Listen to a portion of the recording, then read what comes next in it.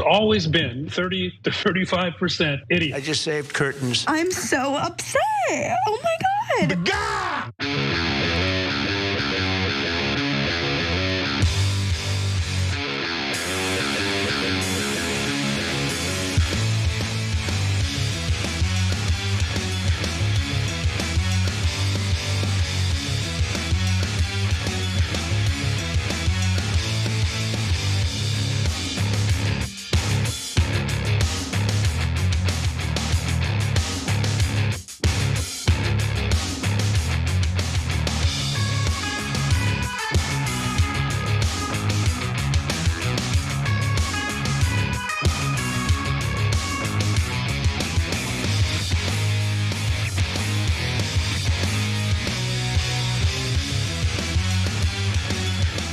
All right, welcome to the Young Turks. Cenk Uygur, Anna Kasparian with you guys. So huge news day. We're in the middle of a war with Iran, obviously. The casualties that we have incurred is apparently much, much higher than we've been led to believe. And we're gonna tell you about that. We're gonna tell you about Rogan and so many others turning against this war, calling it insane. We're gonna tell you about Megyn Kelly ripping Lindsey Graham's face off. So this is a wild times where right against right, and everyone has a different opinion on this.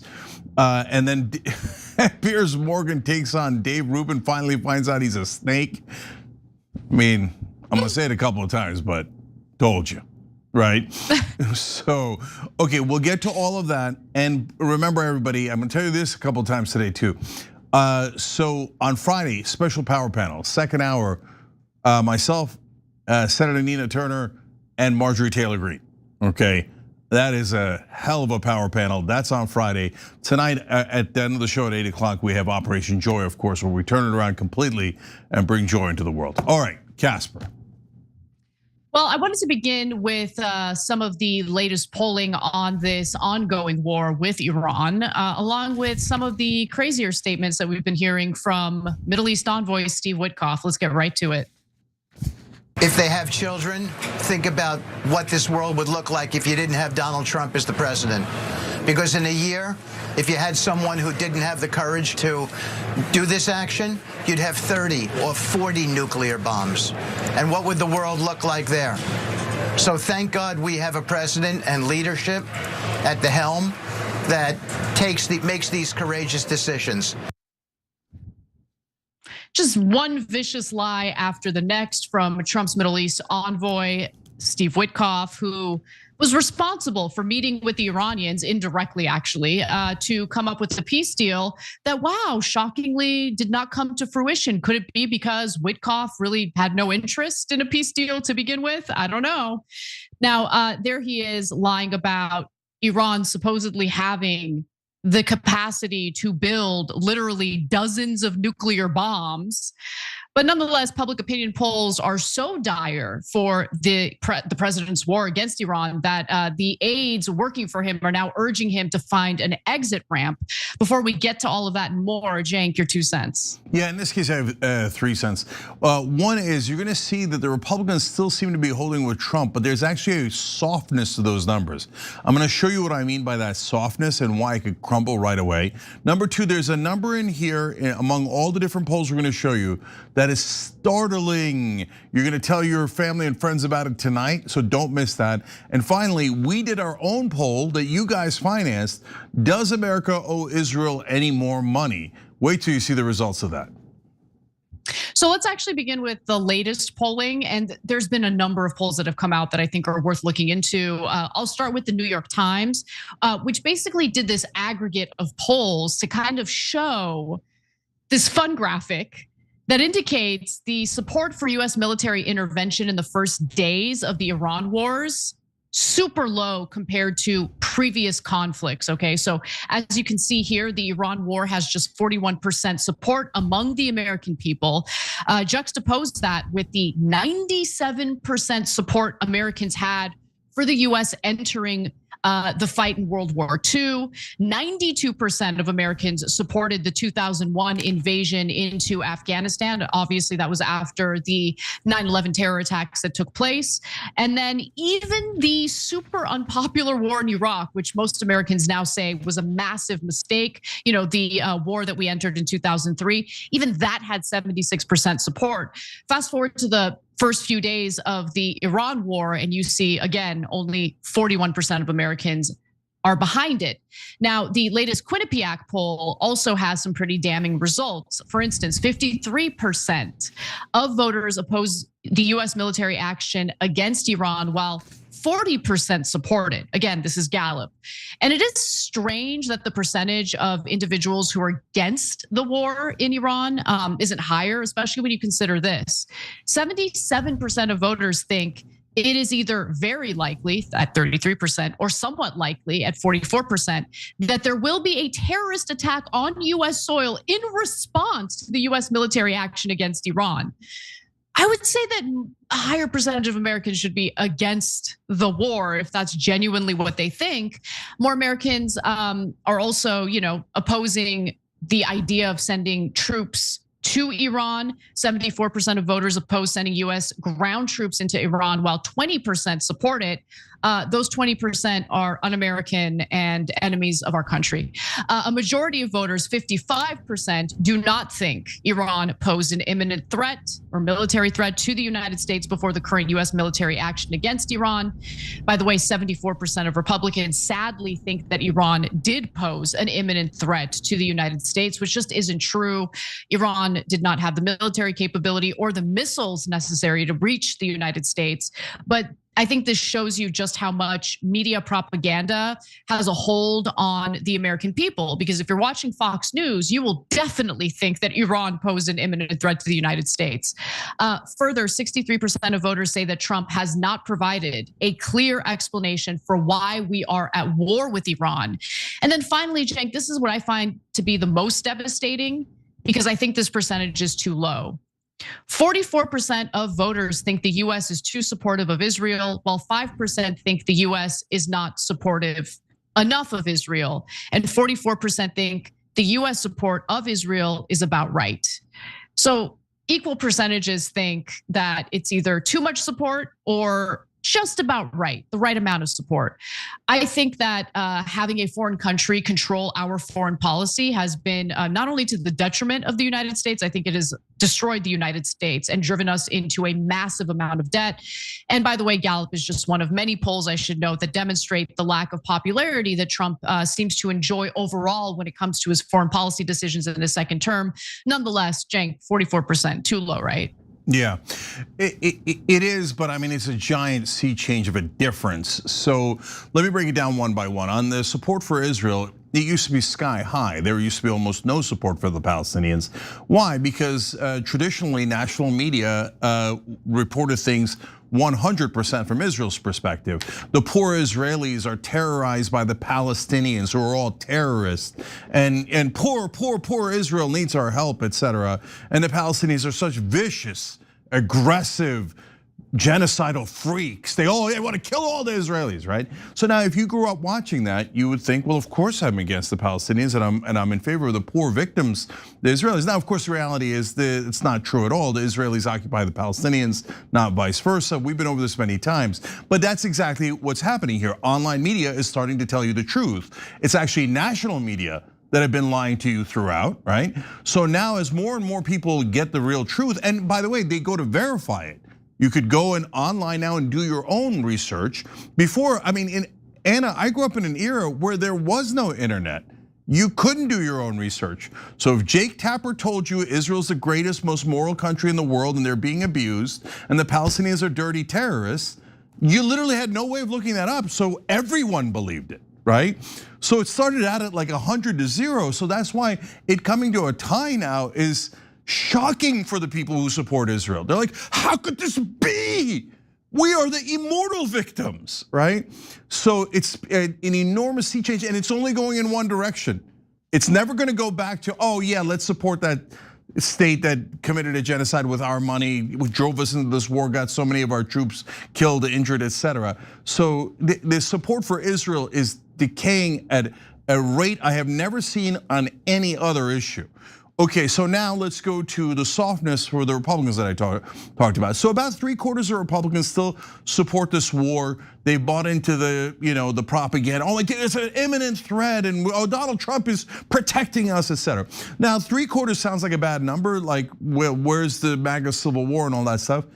On the other hand, guys, it used to be in the 90s. So now 1/4 of even Republicans are questioning this war. Second of all, a lot of people forget, almost everybody forgets in almost every one of these articles, Trump had a lot of independent voters, a ton of independent voters. And the independent voters are gone, right? They're not like the Republicans. They're massively against this war, right?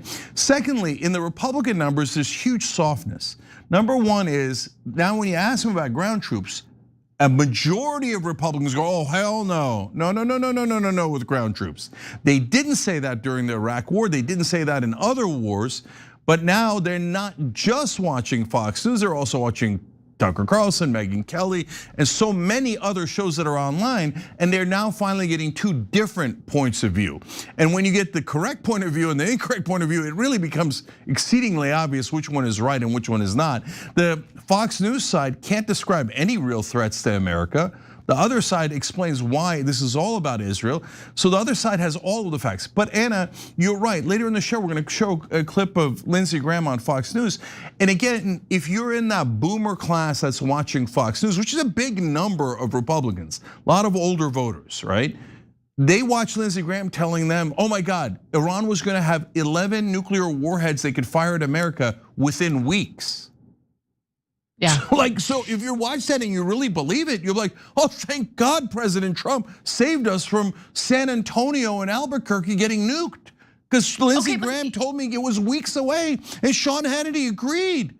He saved our lives because they don't know any better, right? But even so, it's soft. Okay, well, Fox News has been around. Look, I get that I vacillate from being empathetic to right now, I'm not going to be very empathetic, but Fox News has been around since the 1990s, correct? Yeah, 90s. And Netanyahu has been fear-mongering about Iran's supposed nuclear capability since like the late 80s. So like, I don't get it. To the Fox News audience, if any of them happen to be watching this, which I doubt, aren't you tired of pooping in your depends over non-existent threats? Like, seriously. Consider that. Consider the fact that you've heard the same lies over and over again for literally decades. But look, they'll be long gone because Fox News' audience, of course, is much older.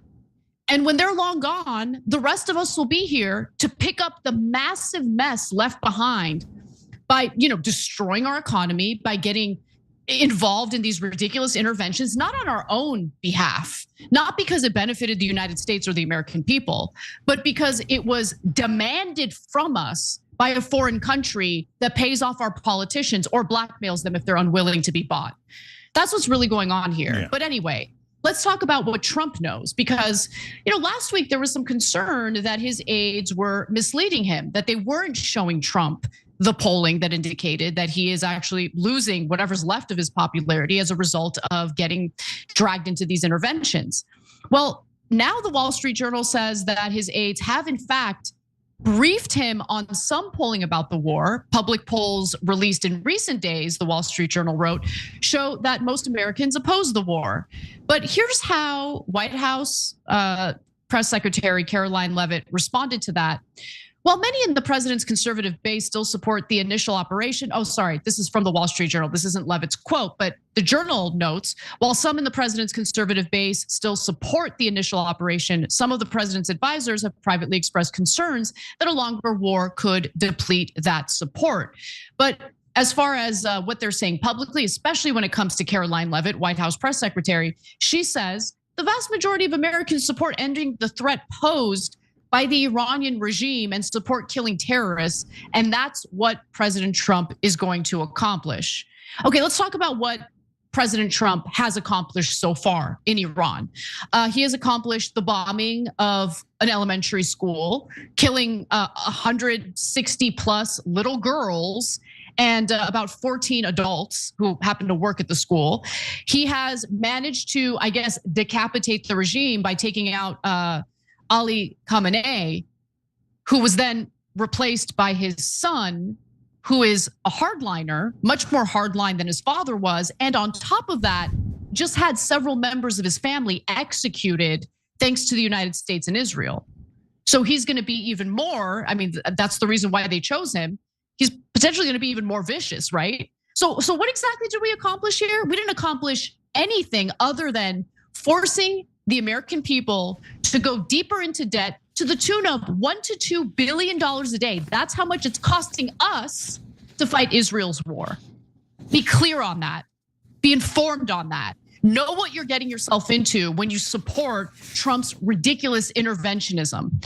On top of that, one thing that's clear is that Trump has no idea what he's doing, Cenk. Last week, he said that Iran needs to surrender unconditionally, otherwise the war would not end. On Monday, he told the New York Post that even though earlier he said he was considering ground troops, now he's not considering it at all. Later that same day, Trump said that, the war could be over very soon. It could be over very soon. And then later that night, he said, we could go further and we're going to go further. So he is speaking from both sides of his mouth. He has no clear objective or goal here. And it seems that Trump is a better representative of the Israeli people as opposed to the American people, because take a look at this. So this compares US support for the war in Iran versus Israeli support. And as you can see, when it comes to Americans, 36% approve, 54% disapprove of military intervention in Iran.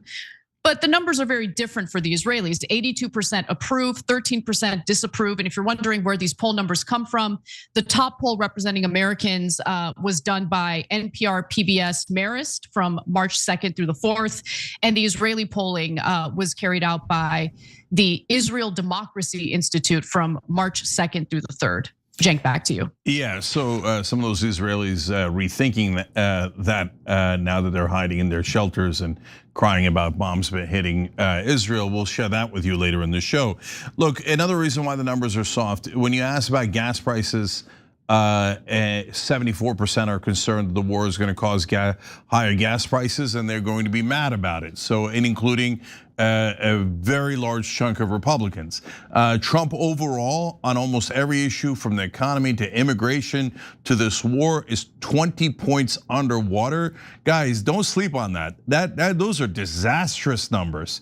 When Biden was near those numbers, I said that he had a 0% chance of winning, and that turned out to be correct. And Trump is in big trouble. A lot of the press is scared of him, so they don't report it as they should. The reality is he's at maximum Biden dementia levels of bad polling.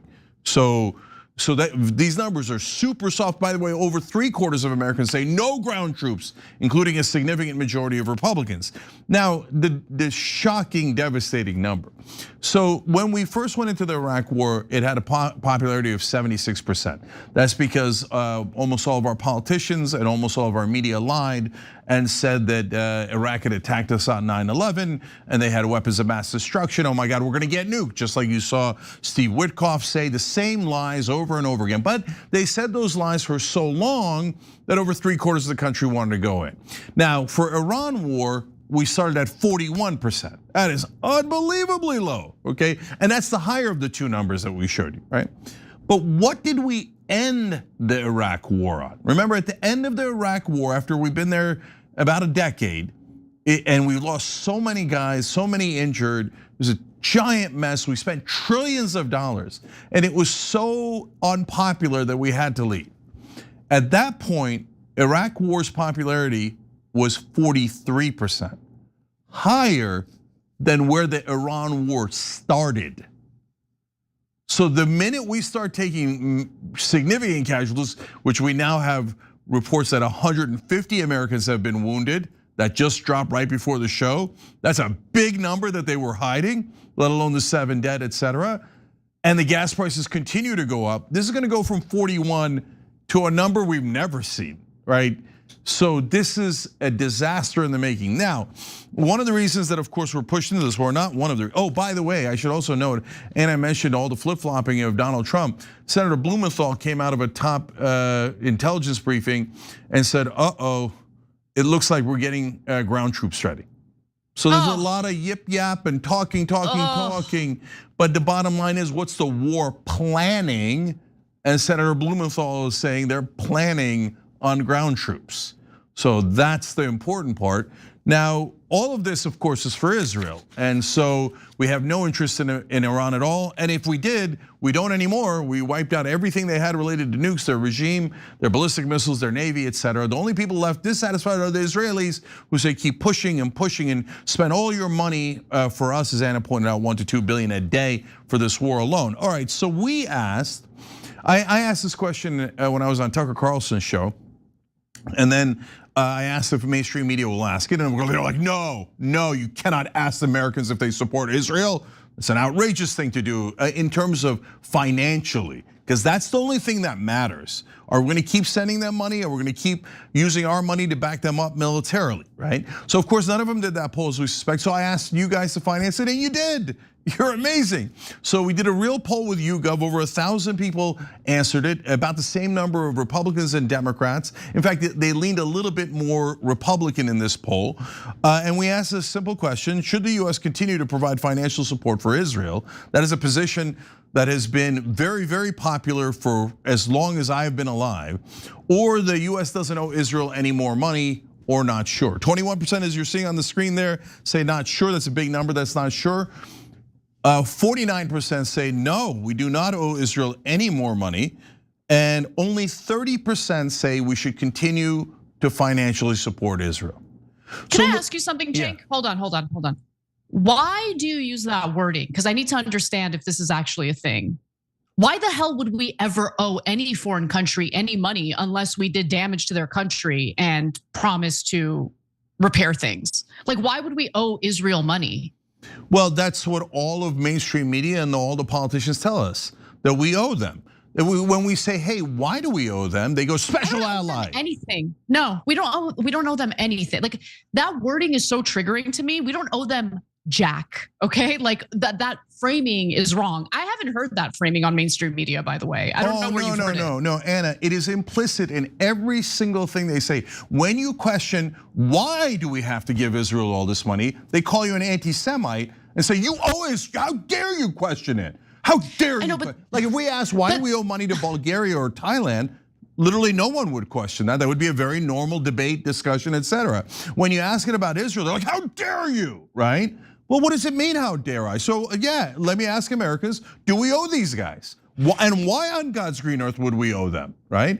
I'm actually, look, this is a real poll. We did it with YouGov, and I told you before we did it, we don't know what the results are gonna be. I'm actually surprised that it was only 49%. But that goes to the poll that we covered earlier in this segment, Anna, which is that support for Israel was so incredibly high because literally no one had ever heard a single critical thing about Israel for about 40 years straight in this country.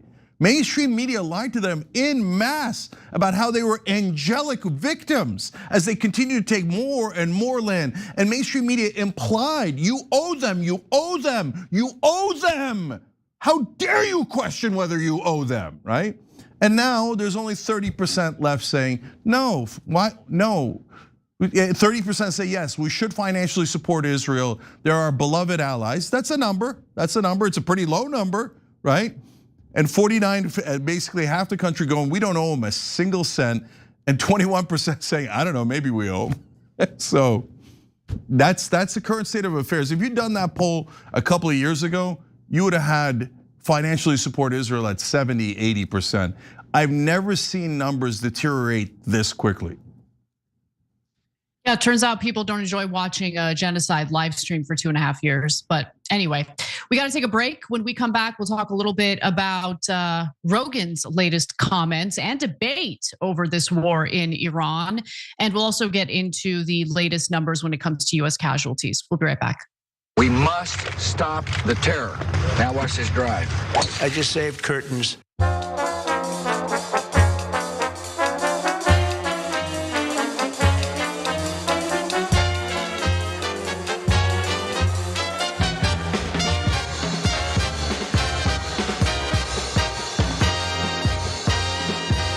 back on TYT. So you guys know we're doing 2-minute breaks now.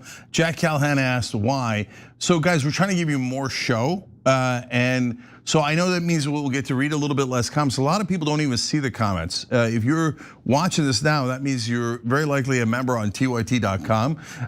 And so I'm gonna tell everybody else too to come over to this member stream so they see us reading the comments, but a lot of them didn't. So a lot of folks are getting an experience where they couldn't really see anything for 4 long minutes. So we try to shorten it up and obviously give you a lot more showtime and to give you more stories. So that's the main reason we did it, and we appreciate you guys so much. So let me read more of your comments.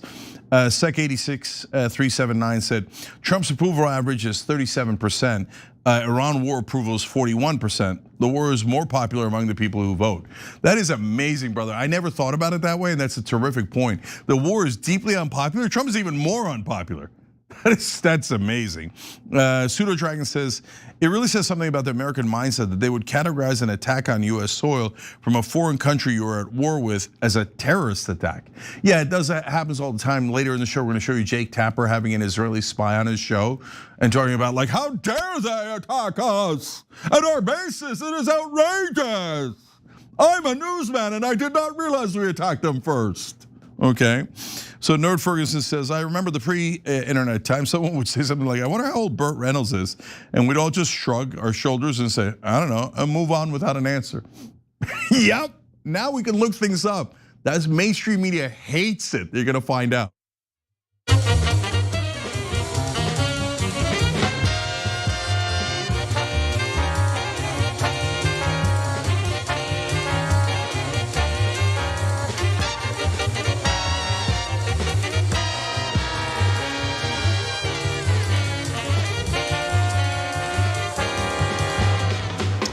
All right, guys, back on TYT, Cenk and Anna with you guys. Look, we're trying to do so much more for you guys. We're literally give you 10 more minutes of show now. We've switched to 2-minute ad breaks.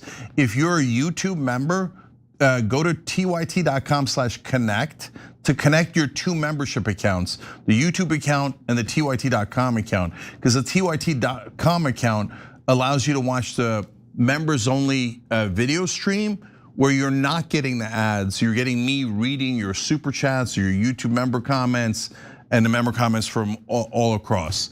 And then I've got an update from one of our YouTube members, and then I'll kick it back over to Anna for the news. Dovesland wrote in, my aunt called 2 nights ago. Her youngest grandson just finished boot camp, and he was just told that he's being deployed to Iran. We are all scared for him, and I'm pissed off even more than I was. So there you have it, people from the actual audience saying the deployment to Iran has begun.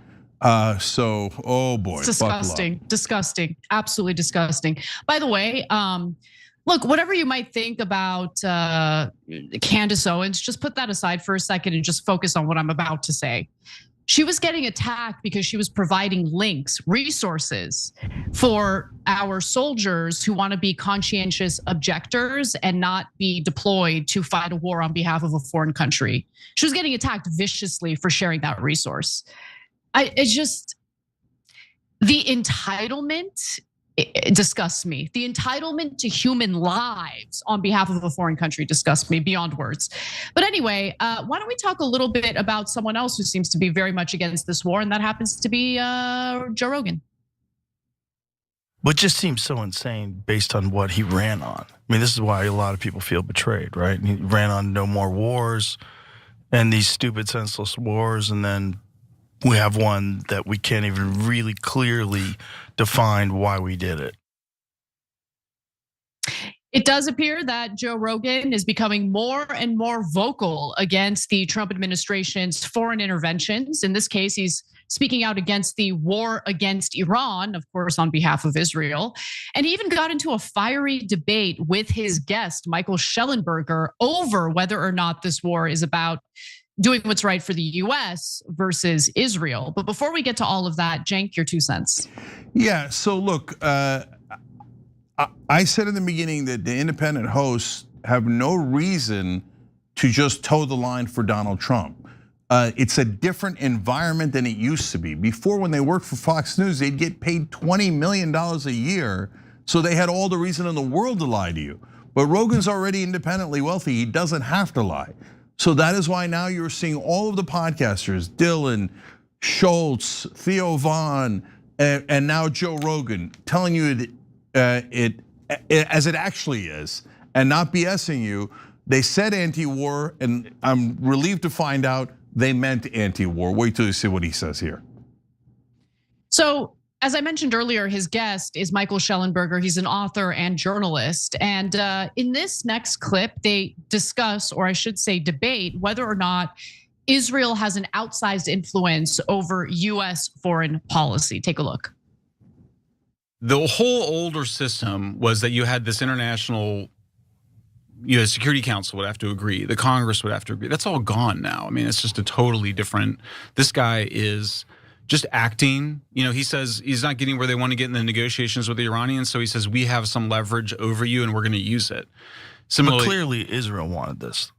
Israel has its own motivations, I think. Yeah. But I think it's not quite accurate to say that. I just don't think, I think all the evidence shows that Trump is his own man and he is the president. Trump's doing what he wants to do. And we should. You really think it's that simple? Trump's doing what he wants to do. That's it? Yes. You don't think people are influencing him? Because there's a lot of war hawks around him, right? There's a lot of people that want this Tucker and have was in for there, a long right? time. I mean, Netanyahu's in there, but then Tucker was in there a bunch. But do you think making the case against it? Tucker has the kind of influence that Netanyahu has? Well, I mean, I guess if you just base it on the outcome, then the answer is no. No. I think Michael Schellenberger is a lot smarter than he is making himself out to be. I'll just leave it there. No, I won't leave it there. Comments. Can I jump in? Yeah. No. Like, that's ridiculous. Really, Israel's not influencing Trump, really? Oh yeah, Miriam Adelson handed over $300,000 to the Trump campaign just out of the kindness of her own. I'm sorry, 300 million. Jesus Christ. It always blows my mind. Our democracy is a farce. We don't really live in a democracy.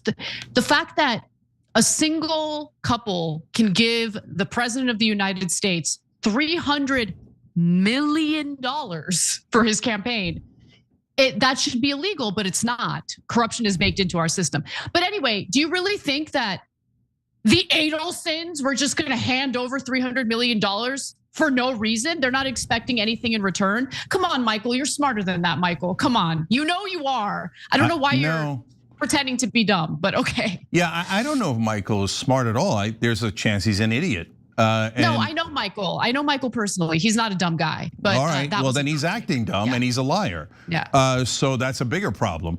So I don't know him from Adam, and I don't want to know him because what he was saying there is absurd and is an attempt to deceive the American people.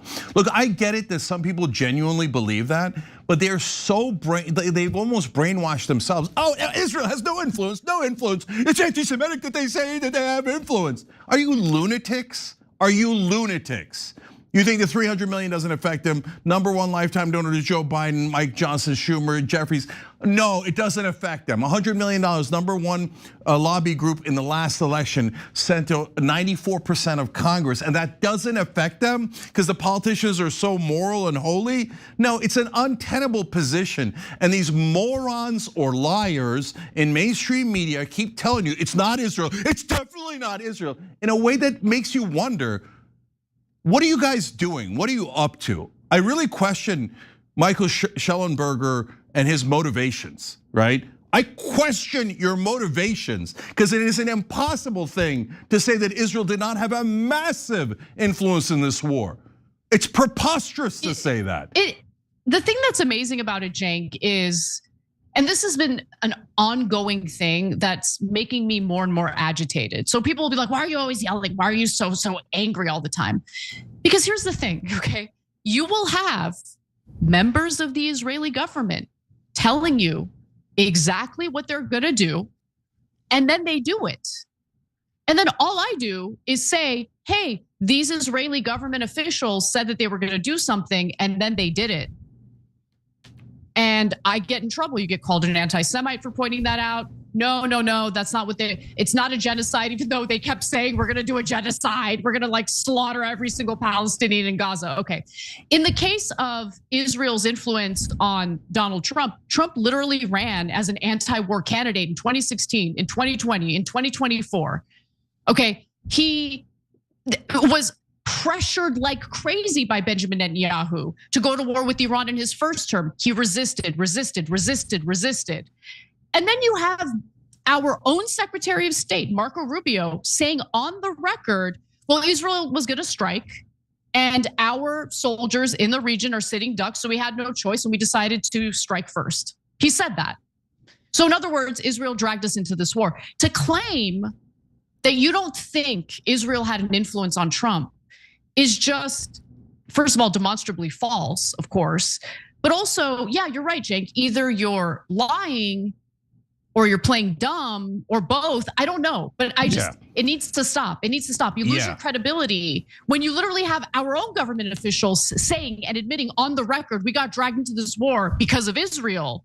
And then you have people, a self-described journalist saying, no, I don't think Israel had anything to do with it. I think that Trump is his own man. Yeah, and I want to point out a different lie. And I get it that maybe they don't think they're lying. Like nobody looks at themselves in the mirror and thinks I'm the bad guy, right?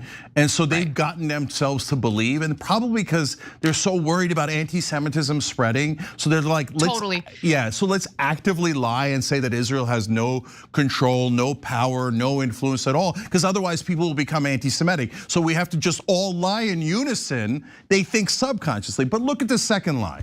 So he says, now you know Donald Trump's his own man. Of course, everybody knows that. Really? When Qatar gave him a $400 million jet, he seemed like he was way friendlier to Qatar. When people give him money into his cryptocurrency, they get a get out of jail free card. Like Donald Trump is the easiest man in the world to influence. All you have to do is give him money and he'll do whatever you want. But yet Michael whatever his name is, Schlappenberger, okay, comes out and he's like, oh, Donald Trump is his own man. All of a sudden he's his own man? When you've been criticizing him all along for all the bribes he took and all the money he was influenced by. But when it comes to Israel, no, wait, it was only Donald Trump, only America. Don't ever blame beloved Israel. No, you guys are, it's a full mask off moment. They look ridiculous. In the old days when they had a monopoly on media and they could just stamp anti-Semite on anyone and just cancel them forever, they had complete monopoly of the airwaves. Now that they do not have a monopoly, they look so unbelievably stupid to the rest of us. But by the way, Jake, even the old guard, and I'm talking about like the war cheerleaders, historically speaking, Wall Street Journal is a good example of that, right? Even they are publishing incredible reporting about how Senator Lindsey Graham kept meeting with Benjamin Netanyahu and basically coaching him on what to say to Donald Trump to convince him to get involved in the Iran war. That was a huge story that just got published. So look, it's just the truth matters. The truth matters. Your personal opinion on the war, if you like the war and you support the war, then just say it. But you don't have to lie about why we're involved in the war in the first place or why Trump got dragged into doing this in the first place. You have to be honest with your audience, especially if you use the label of journalist. There's a responsibility that comes along with that. Now, all of us get things wrong time to time. That's totally okay. But this is a life and death type situation. This has to do with our country sending our soldiers into a conflict that we should not be part of. And we have to be able to spell out why it is we're involved in the first place. That's all I'm saying. All right, I want to get to the second half of this story and I'll reset for it because this is a big deal. And this is what I mean when I say this is a life and death situation.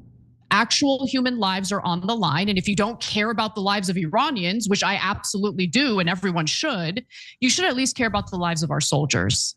So let's do it.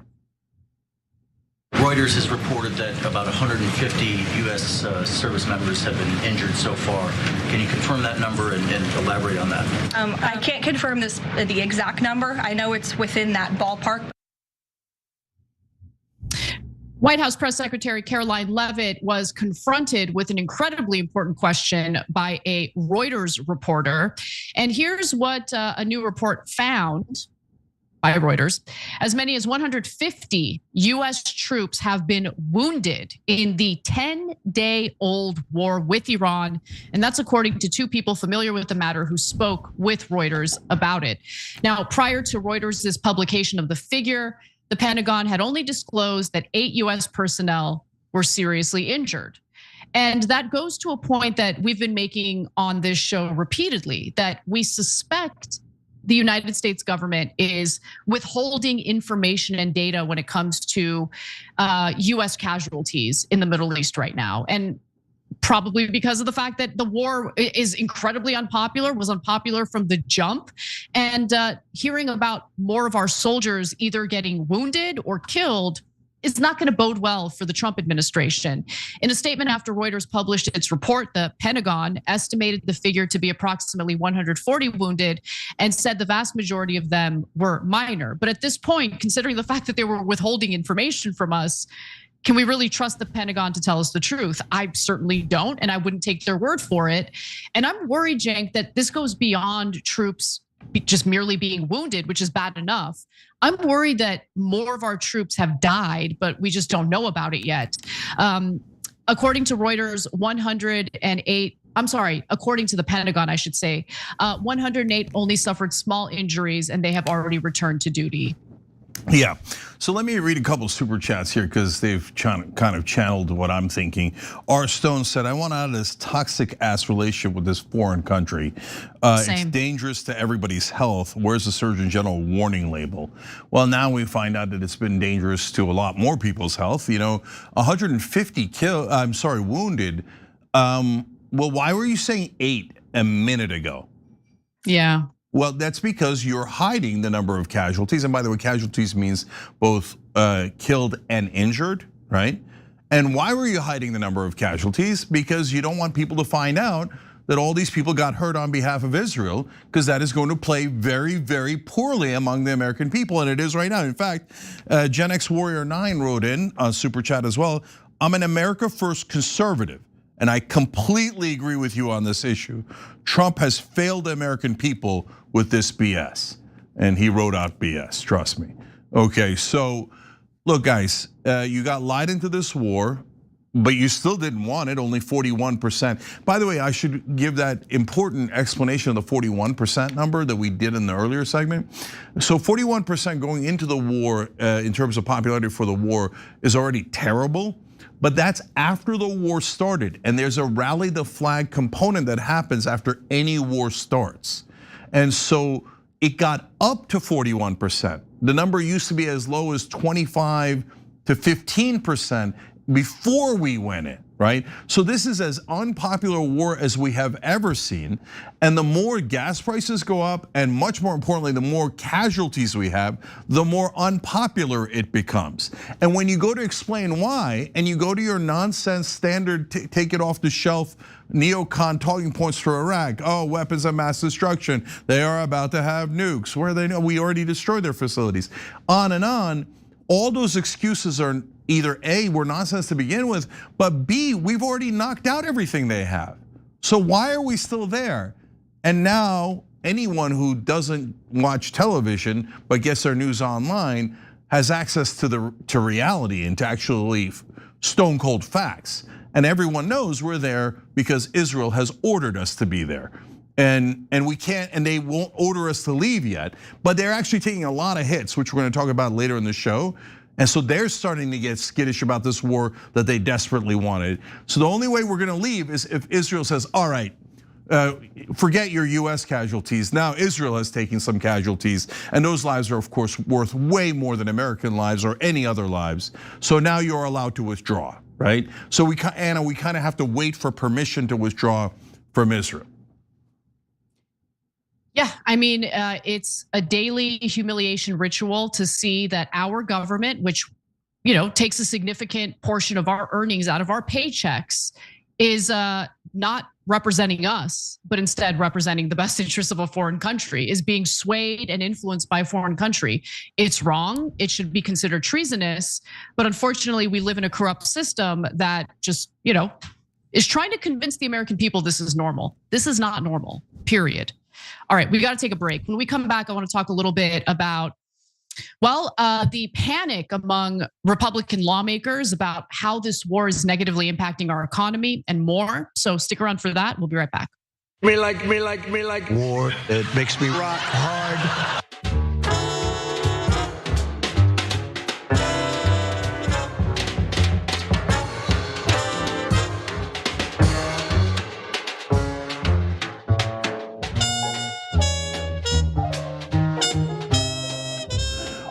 Let's go to Super Chat. 00083 says, you guys did a poll on the war. Damn, I didn't get any notification. Yeah, that's the thing that's so frustrating, guys. That's why we every once in a while ask you to send in your email or your phone numbers, because it's really hard to communicate with you guys, because most of the information YouTube has and we don't even have in terms of being able to get in touch with you guys. So when we ask you to do that, please participate. Like a lot of times people say, oh, you came to my town, why didn't you tell me? We did tell you, except we don't have your email, your phone number, so we could only tell the people who gave us that information. But anyway, I love that you wanted to participate. CDN Norse Dog Dad says, the truth is a monster that you cannot put back into a bottle once it escapes. Barton EK4H says, today Bev turns 89 and is still fighting. Jenk, she's been crushing on you for years. Quote, I like how he says it, how it is. No BS. I think he's single too. Well, Bev, I hate to break it to you, I'm not single, but I love your attitude. So thank you for being with us all this time, and happy birthday. So now we go to our members on tyt.com. Matthew W. about our poll says, no, they owe us everything. Eclectic changed his name to Eclectic Mrs. 4-Minute Breaks, and and said, our mainstream media constantly being civil is a huge part of what got us into this damn war. Keep on shouting, Anna and Jank. Thank you, we appreciate that. CB1 says, we all know the words that come out of Trump's mouth mean nothing, and besides, Israel is calling the shots. That is certainly true. Avenger Dragon 89 says, oh, it's a funny one. They fart in elevators as they leave. I think he's referring to the Israeli propagandists.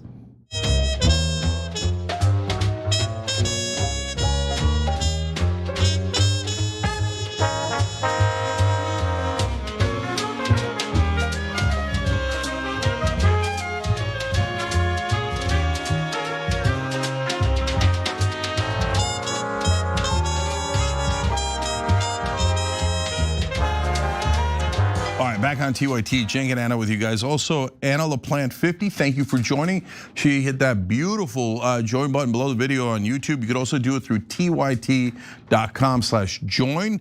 And if you do it through our website or you connect to our website, then all the commercial breaks, you actually get me reading your comments from Super Chat, YouTube members, and members on our site. All right, Melody Loves Music, thank you for gifting 5 memberships. You're amazing as usual. And Hesi Finger 79, thank you for gifting a membership as well. And then guys, if you're starting up a website or a shop or a brand or any kind of store where you're gonna sell something, you gotta use Shopify. That's what we use. They've been fantastic to us, makes it much easier to sell. And honestly, throughout the years, they've gotten better and better and better. So now they've got a great offer for you guys. So sign up for your $1 per month trial today at shopify.com/TYT. That's shopify.com/TYT. It's a great offer. And trust me, like we tried them all. Shopify is the best. So if you're gonna do a shop, do it with them. Anna, what's next? So this isn't a full-blown story. I'll probably cover it in more detail tomorrow. But I just want to remind you all that Pete Hegseth, our Secretary of War, had said that the war against Iran has a religious meaning for him. This is about a fight on behalf of Christianity. Well, I'm here to inform you that the US and Israel have struck one of the oldest Armenian communities in existence in Iran. They've been around for centuries. And if you don't know this, Armenians are overwhelmingly Christian. So good job, America. Anyway, let's move on to our next story. Are we really saying that we cannot accept several weeks of oil prices maybe being higher than what they should be to take Iran off the map as a predator in the Middle East for decades to come? Is that what we're really saying? That we're so preoccupied with that we're not willing to make that kind of a sacrifice here? I think not. I mean, I think we got to open our eyes, get a little clear-eyed about what is really happening here. And if we fall prey to walking away on this prematurely over oil prices, we've just given Iran a win. They certainly want that. Well, that's a great point. No, that isn't a great point. And no, I'm not willing to deal with higher oil prices and inflation in order to risk and sacrifice our troops in the Middle East to fight Iran on behalf of Israel. That's my take. But apparently retired General Jack Keane disagrees with that take.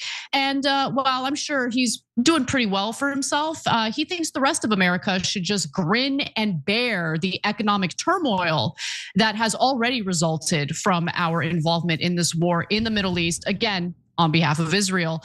But Cenk, your 2 cents? Yeah, I couldn't tell if he had an American and Israeli flag on his pin. But that would be accurate at least, because he obviously has dual loyalty. And you have to remember that a lot of our retired generals are crooks.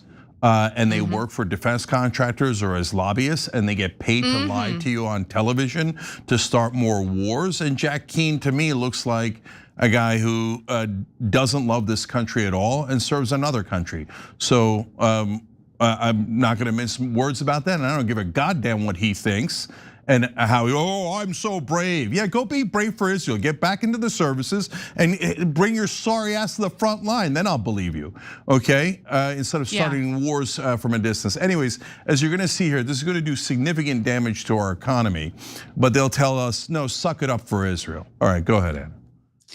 So look, publicly, you'll hear from Republican lawmakers who are kind of downplaying the economic pain that comes along with attacking a Middle Eastern oil producing country like Iran. You know, a country that controls the Strait of Hormuz, where 20% of our oil and gas is transported through. So again, publicly, they'll downplay the impact of that. But privately, Republican lawmakers are absolutely panicking because their political careers are on the line. One anonymous House Republican spoke to Politico and said, if you are a Republican and not concerned right now, you are stupid. Hopefully, we will square this away sooner than later. Now, I just want to point to the cowardice of these lawmakers, because you'll notice that they were only willing to speak to Politico as long as their identities were withheld from the public. If this is what you genuinely think, you are elected to represent the people. So it is incumbent upon you to identify yourself and speak openly about what you actually think about this war against Iran. But nonetheless, he or she is not the only person who's concerned here. Politico asked another anonymous House Republican if the economic pain from the Iran war would undo any potential benefit from last year's big beautiful bill, right? Where supposedly ordinary American workers got massive tax cuts. As we know, the majority of those tax cuts were concentrated at the very top with the highest earners. But working class Americans did get some tax cuts. Now, the Republican stated in response to that question, hell yes, meaning that this war is undoing the benefits of the big, beautiful bill. Further, this individual says, the most sensitive thing among most driving Americans is the price of gasoline. The person added, saying it threatens to send Americans right up the wall. I totally agree on that. There's also one Republican who's not hiding behind anonymity, and this individual deserves a lot of credit, and that's Rand Paul. Take a look. I think the 2026 elections already, we are behind the 8 ball as far as the electoral process. I think if you add in high gas prices, high oil prices, and if we are still bombing Iran with kinetic action, people don't want to call it war, but if there's still kinetic action that causes oil to be over $100, I think you're going to see a disastrous election.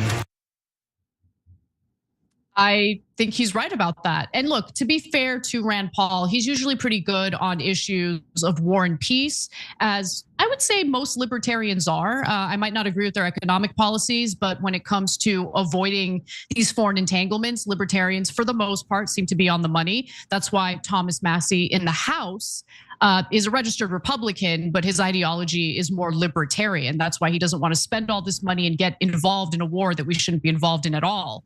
Now, Republicans were planning to campaign on the big, beautiful bill, but the Iran war may have thrown a monkey wrench into those plans, because because according to investment banker Raymond James, almost all of the economic effects of the individual tax cuts in the big beautiful bill, from both smaller withholdings and sweetened tax refunds, could be erased if oil prices remain elevated by more than $20 compared with prices before the US-Iran war. And if you're wondering, okay, well, how does the math work out? The Tax Foundation estimates that the individual tax cuts from the big beautiful bill total $129 billion for 2025. And according to Raymond James, if oil prices remain $20 above what they were prior to the war, then consumers would pay about $150 billion in total on gas, so more in gas. And so higher oil prices combined with the fluctuating labor market are why some Wall Street analysts are predicting that stagflation could also be just around the corner. However, that's not the overall consensus just yet, so I don't want you guys to panic too much. Although, honestly, Cenk, when you look at inflation, how sticky it has been even prior to this war, when you consider the fact that inflation is set to be much worse, considering the fact that this war is sacrificing oil and gas supply, I don't really see a bright future when it comes to our economy. But who knows? Maybe I'll be surprised. Maybe I'm wrong. What do you think? Yeah, no, we got nothing but disaster ahead. But I want to talk more specifically about the Strait of Hormuz and how it's driving up gas prices. So Donald Trump says, oh, what are people so worried about? You know what? You should risk your life and try to cross the Strait of Hormuz. Have some courage. Which I told you yesterday, my answer to Donald Trump would be, if I was on one of those tankers, you first. Okay, you come sit at the mast of our ship and pull a James Cameron, a Titanic, and go, I'm king of the world. I'm invading Venezuela, Cuba, Iran, and Greenland, right? Okay, and then we'll cross the Strait of Hormuz. But you're not gonna do that because it is risky, right? And then he says, okay, well, we'll guarantee your insurance. First of all, that insurance isn't gonna help the guy on the boat who's gonna be dead once the ship sinks. But okay, it's not him making the decision, it's the corporation. And that might affect the corporation's decision and that might work. But who's paying the insurance? Oh, right, we are as US taxpayers, right? So we pay for all the interceptor missiles, not just for our troops. In fact, not predominantly for our troops, predominantly for Israel. And we pay for all of our fleet being there. We pay for the war. Now we have to pay for insurance. And on top of that, we have to pay the higher oil prices. So when we tell you that the war is costing $1 to $2 billion a day, that does not include the price of gas and all the other consequences that flow from this war. So this war is costing us a fortune. And as we've told you in the past, the global war on terror was literally a global war on Israel's enemies. And so that cost us $8 trillion. And what's the benefit we got out of it? Zero. And you all know that now, right? Even the Republicans hated the Iraq war, the Afghanistan war, all this global war on terror junk cost this country so many good young men and trillions of dollars. And now everybody concedes that. Oh, by the way, did anyone get something out of it? Of course, Israel did. Iran used to help Hamas and Hezbollah and the proxies. They don't anymore. They now have a puppet leader.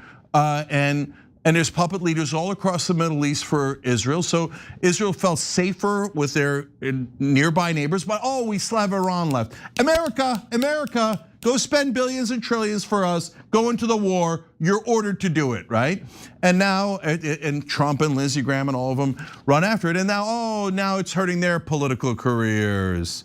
Oh, being a sellout bitch for Israel, got a lot of people killed, he doesn't care about that. Cost you American families tons of money, he doesn't care about that. But it hurt his political career, oh no. Now he's torn between the bribes I'm getting and the blackmail, whatever they have, or the fact that he's going to be one of the most unpopular presidents we've ever had. He's already 20 points underwater.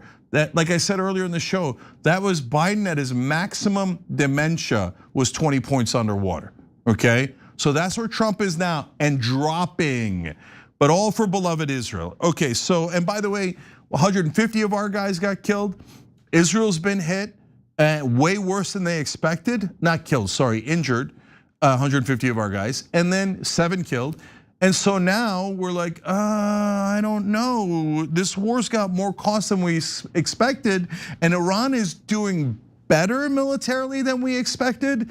And so we'll open up the Strait of Hormuz right away.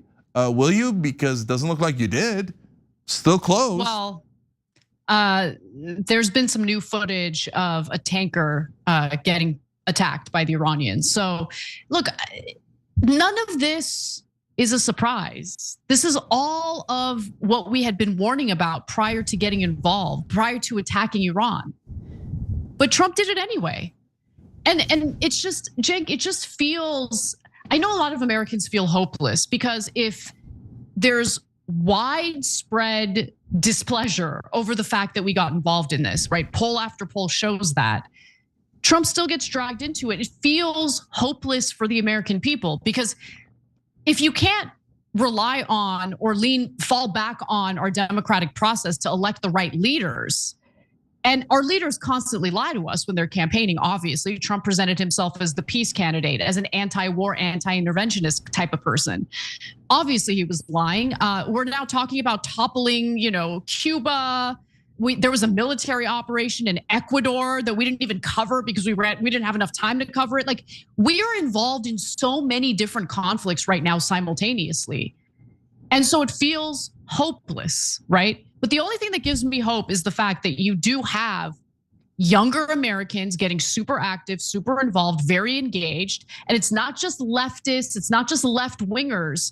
We're talking about Americans on the left and the right, young people who didn't grow up on Fox News, seeing this for exactly what it is, feeling the economic repercussions more than anyone, to be quite frank. And I do think that there are going to be some changes in the future when it comes to this country and whether or not we do Israel's bidding. I mean, that's the exact reason why you have Benjamin Netanyahu cozying up with India, because he can read the tea leaves, okay? Yeah. Israel's days, as far as US support for Israel, unwavering support, those days are numbered. Yeah, last two things here, because the reason, one of the things that's taken into account the least in American politics is independents. Independents are now the largest voting bloc. They are larger than Democrats, they are larger than Republicans. But we almost never talk about them. And independents decide almost all the elections. And you know what the independents have for corporate media that we all grew up with, and the politicians and the former generals like Jack Keane? They have a spinning wheel of deuces, okay? Screw you all. The independents don't believe a goddamn thing anymore, and they're absolutely right, right? Yes. So they've been lied to over and over and over, and that's why they're independents. Oh, you told me the Republican Party was gonna take care of me. You told me the Democratic Party was gonna take care of me. One of my favorite memes right now online is, no matter who I vote for, I always get John McCain, right?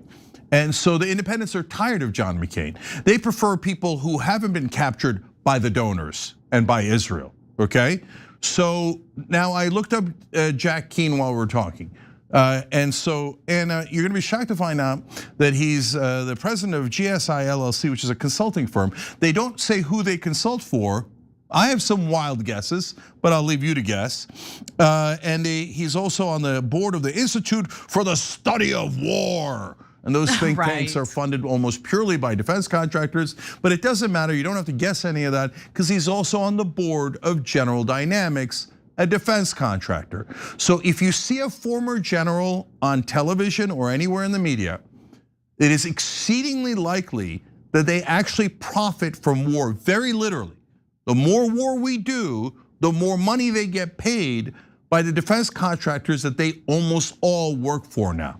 So some of the biggest liars in the country are the people who are pretending to be the most patriotic. And we're all sick of their lies. They lied us into Iraq, they lied us into Iran, and now our guys are coming home in coffins and they're being gravely injured. And now our prices are up, and every single thing about this war sucks. And Anna, final thing, my hope is the dam is breaking. I remember during the Iraq War, we're the oldest show in online media history. We were on the air, okay? And Ben Mankiewicz and I were screaming, no! And everybody, 99% of media was like, this is a great idea, patriot, support the troops! You have radicals, you guys love Saddam Hussein, right? Now, a majority of the country is like, yeah, spare me that, Jake Tapper. No interest in your horse crap. And so the dam is totally broken, the walls are breached. So I don't know what the establishment is gonna do when the American people turn on them.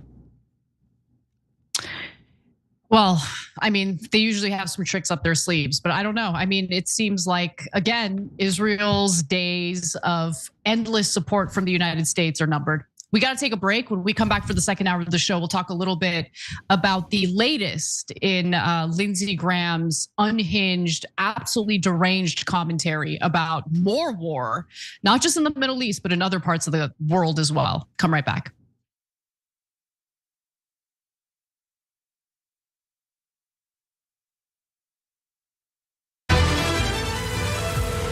Hey, Andrew, what's up? Hey, Jake, you ready to make the switch? Yeah, I guess. I promise it's easy, universal, basic, and you get income. Yeah, you keep saying that. But you sure I'm gonna have coverage? Of course you will. You think I would have bad service? I'm Andrew Yang. Of course I have good service. All right, let's try it. But I'm so bad at tech. So, wait. Should I do this thing of the hashtag business? Andrew, you're still on, right? Yep. Oh, I see it. No, wait, I don't see. Oh, yeah, I do see it. Here we go. I actually did not realize that you'd be searching in real time, but I love it. How much do people actually normally say? Yeah, the average American is going to save between $500 and $1,000 a year on Noble. Yeah, no. You know what I'm going to do, Andrew? Are you ready to become a Noble member? The two buttons are do it and go back. There's no going back. We're doing it. We're doing it. Here we go, Noble Mobile. Oh my gosh, I just called you and are you now on Noble and not Verizon? Why didn't you tell me it was gonna be super easy? I know, man. Now you just stay away from your phone and watch the money roll in. I can do that. Here you go, phone, yeah. What the Jake, you still there? Andrew? Oh, well, at least I got Noble Mobile. It was really just one take. The whole thing is wild. It's in my shoe. It's in my shoes. Hi, I'm Brett Ehrlich with breaking news with Brett Ehrlich. This is breaking news with Brett Ehrlich. Hi, Brett Ehrlich here. According to EPA head Scott Pruitt, climate change is not happening. He cited a meme on Facebook he saw. When pressed to back up this source, he said it must be accurate because the watermark said it was made by a scientist. So, your move, Truth.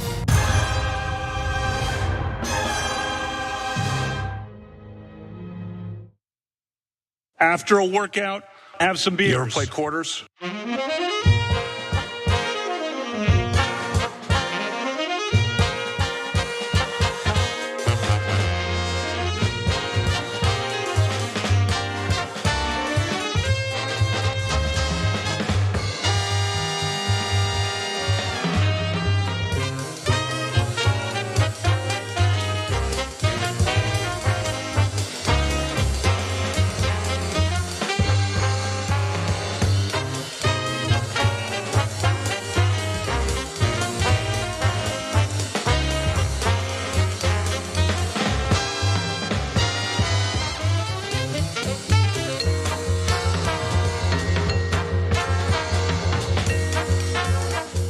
All right, back on TYT, Jake and Anna with you guys, and Michelle Ferris just joined. We appreciate you, Michelle. Anna, what's next? Lindsey Graham, like someone needs to put him in his place. Let's just put it that way, because homeboy thinks he's president. Let's get into it. To my friends in Saudi Arabia, I've been your biggest champion. I think the Crown Prince has taken Saudi Arabia in a completely different direction in a good way. But here's what I want to say to Saudi Arabia tonight. I'm willing to do a mutual defense agreement with your country to give you protection in perpetuity. Under the agreement I've been pushing, and I hope we can continue to talk about, if you're attacked by Iran, we would go to war for you. It appears that the senator from South Carolina is now experiencing delusions where he believes that he is the president of the United States and can make deals with foreign countries like Saudi Arabia. But Jake, I don't know, maybe I'm suffering from amnesia. Maybe there was some election that I forgot about where the senator, unfortunately, from South Carolina got elected as president and is now making security agreements with Saudi Arabia. Yeah, so there's two interesting parts of this story. One is the outrageous lies of Lindsey Graham, including the implicit lie that he's in charge of foreign policy for America. But secondly, and very interestingly these days, he's getting called out by others on the right in a very significant way. So it looks like comeuppance is in Lindsey Graham's future, Anna. But the only problem is I think that he might actually kind of enjoy that type of thing. Oh my God. Okay. All right. I don't want to think about anything that Lindsey Graham might enjoy. But for now, why don't we move on to some of the unhinged things he's been saying during his cable news appearances. So he has started making threats against US allies who, want to do the smart thing and stay out of war with Iran. And that includes Saudi Arabia, by the way. Now, the State Department issued mandatory departure orders for diplomats in Saudi Arabia following Iran's attacks on the embassy in Riyadh. Now, the Saudi Defense Ministry said that the embassy had been attacked by 2 drones, resulting in limited fire and minor damage to the building. Now, Senator Graham tried to use that attack to basically goad Saudi Arabia into joining the United States and Israel in attacking Iran. Here's what he posted on X. It is my understanding the kingdom refuses to use their capable military as a part of an effort to end the barbaric and terrorist Iranian regime who has terrorized the region and killed 7 Americans. Question, why should America do a defense agreement with a country like the Kingdom of Saudi Arabia that is unwilling to join a fight of mutual interest? Okay, first of all, there is reporting indicating that Saudi Arabia was egging Jared Kushner on to essentially convince his father-in-law, Donald Trump, to go to war with Iran. And it looks like that did happen, okay? On top of that though, Saudi Arabia, yes, is getting attacked by Iran. Our, installations, US installations in Saudi Arabia specifically are getting attacked by Iran. And I'm sorry, is there a problem with the war you ordered, Mohammed bin Salman? Is there a problem with the war you ordered? And by the way, the US is supposed to be defending Saudi Arabia. They're our ally, but we don't have the capacity to do that because we depleted our interceptors. So we're using those capabilities specifically to protect Israel, not our other allies, including Saudi Arabia. Anna, anyway, yeah, go ahead. Let me just jump in on Saudi Arabia for a second. So both the Saudis, the Israelis, and the Americans were way overly arrogant at the beginning of this war. They thought, oh, what could Iran do to us, right? Well, they're finding out. They are finding out. And the Saudis made the mistake, and so did the UAE, of thinking that America was going to protect them because there's American bases on there, right? What they didn't realize is America doesn't care about Americans, let alone Saudis or the citizens of the United Arab Emirates. We reserved all of our defenses for Israel. So that's why they're so livid in Saudi Arabia. They're like, you want me to join the war? We're the ones getting bombed. We got no defenses here. And Israel's the one that wanted this war the most. They're completely defended. And now you want me to risk more of my guys for Israel's war?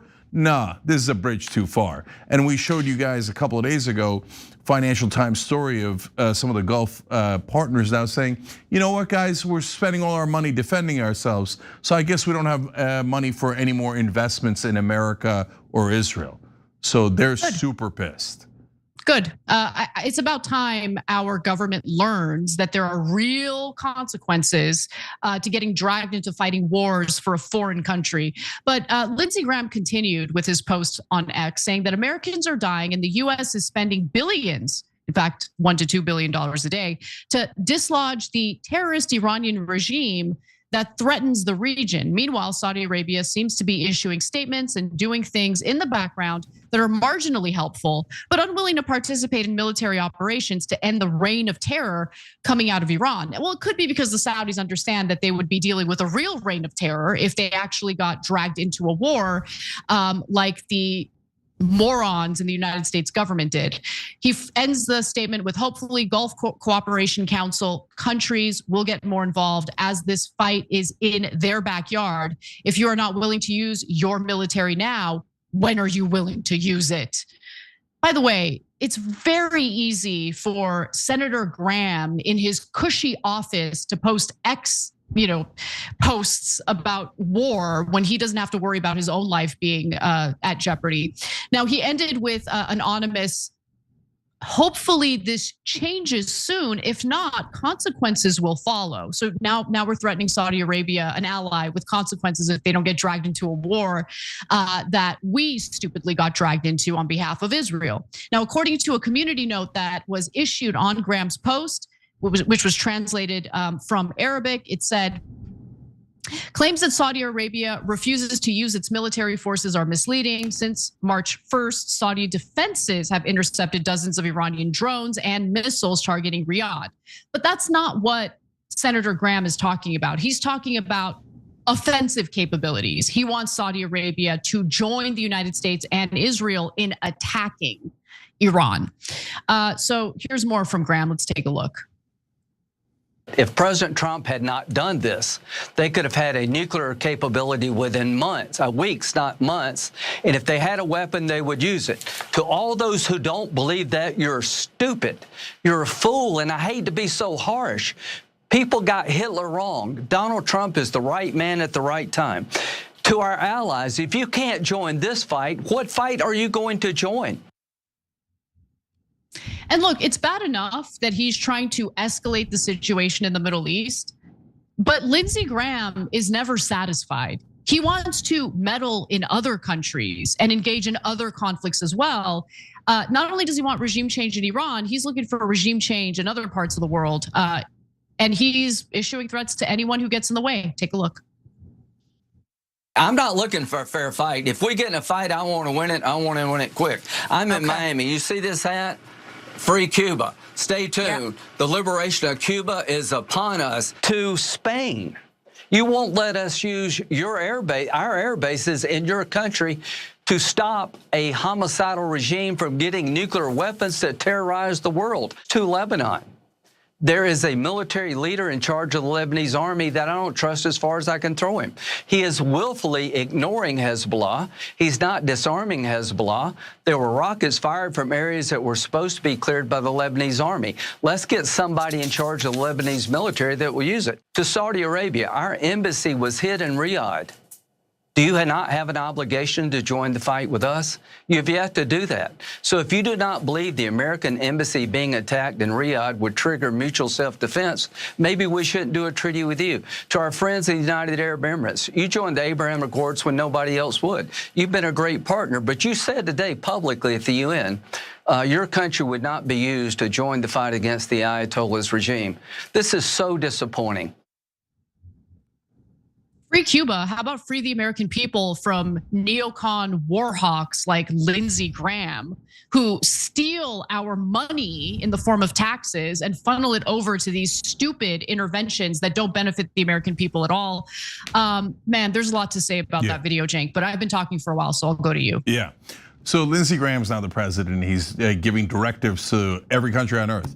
Now to Uruguay, what I say is your soccer team's a little overrated in the World Cup, and that's why you have to serve Israel, okay? So if you don't, you're gonna be in a lot of trouble, okay, you Nazis? Now everybody who opposes Israel and war are the modern day Nazis, you understand me? We're all gonna die from nukes. Now not in months, but in weeks. Not in hours, but in minutes. Not in minutes, but in seconds. You're all gonna die right now if you don't go to war for Israel. And to Luxembourg, I say you might be a small country, but you could sacrifice every man, woman, and child there for Israel. If you don't, you're not a good ally. And to Irkutsk, Senator, Irkutsk is on a risk port, it's not a real country. And to Yakutsk, no, that's also on a risk port.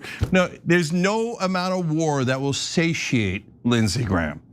So warmonger extreme, neocon, gets tons of money from defense contractors, and of course, tons of money from the Israeli lobby.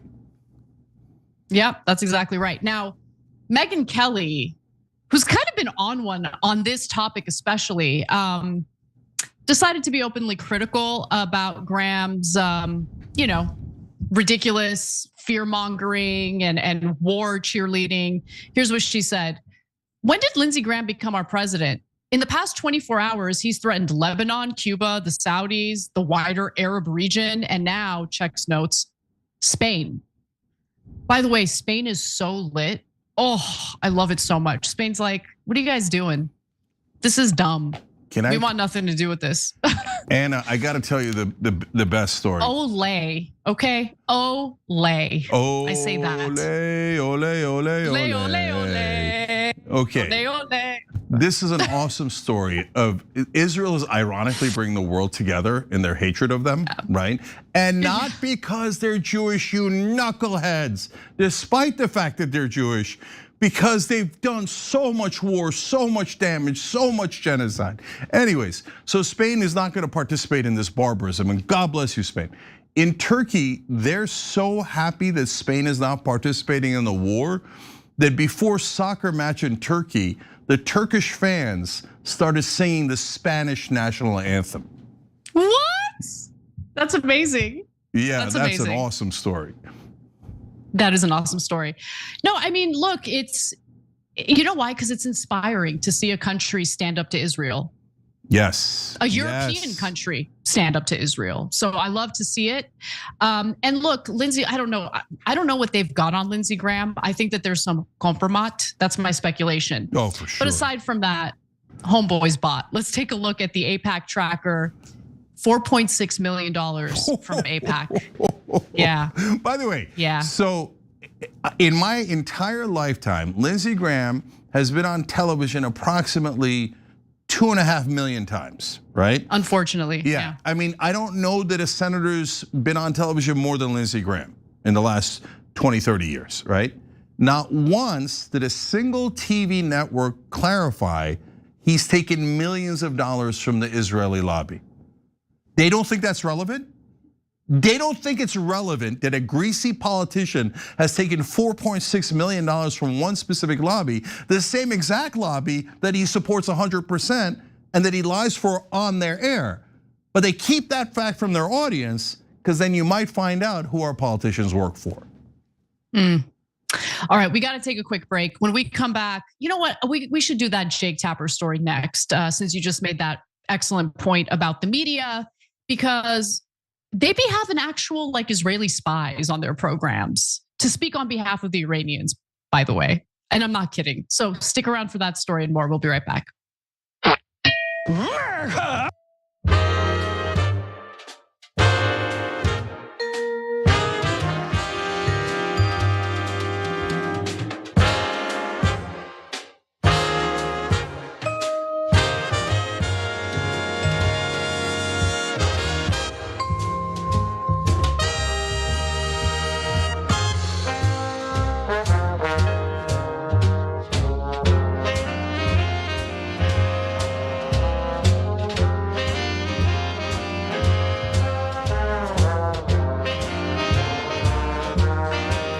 Let's go to members on TYT.com. Winston Smith II says, I'm a registered independent, but I'm torn. I feel I might need to re-register as a Democrat to help primary the Dem incumbents. Winston, I like that idea. Yeah, I like that you're an independent, but please, you got to vote in the primaries. So I would do that if I was you. A pessimistic progressive says, if Saudi Arabia was on the side of the Palestinians, Lindsey would be calling them terrorists just like Iran. $1,000,000,000%. Haiku Dragon says, I'm going to join the fight to get corporate politicians out of office, left and right. There you go, love it. OperationConsequences.com, you can sign that pledge. And the pledge just says, hey, I'm gonna vote in my own primary. I don't have to cross parties. But if you vote for war, you vote for Israel getting another dollar from us, I'm out. You're never getting my vote, never. Go cry to your Israeli friends, okay? America's. By the way, I don't think it's necessarily a bad thing if you're an independent or a Democrat who decides to register as a Republican to vote for a potential anti-Zionist on the right. I mean, just think strategically about it. Yeah. Well, to your point, and America 1776 USA in the primaries says, I'm so grateful for your channel and your audience, especially in times like this. You can feel the love and concern for America in every live stream. Thank you, brother. That's a conservative viewer. Morgan MPB said, conservative here, please keep fighting TYT. You're fighting the good fight.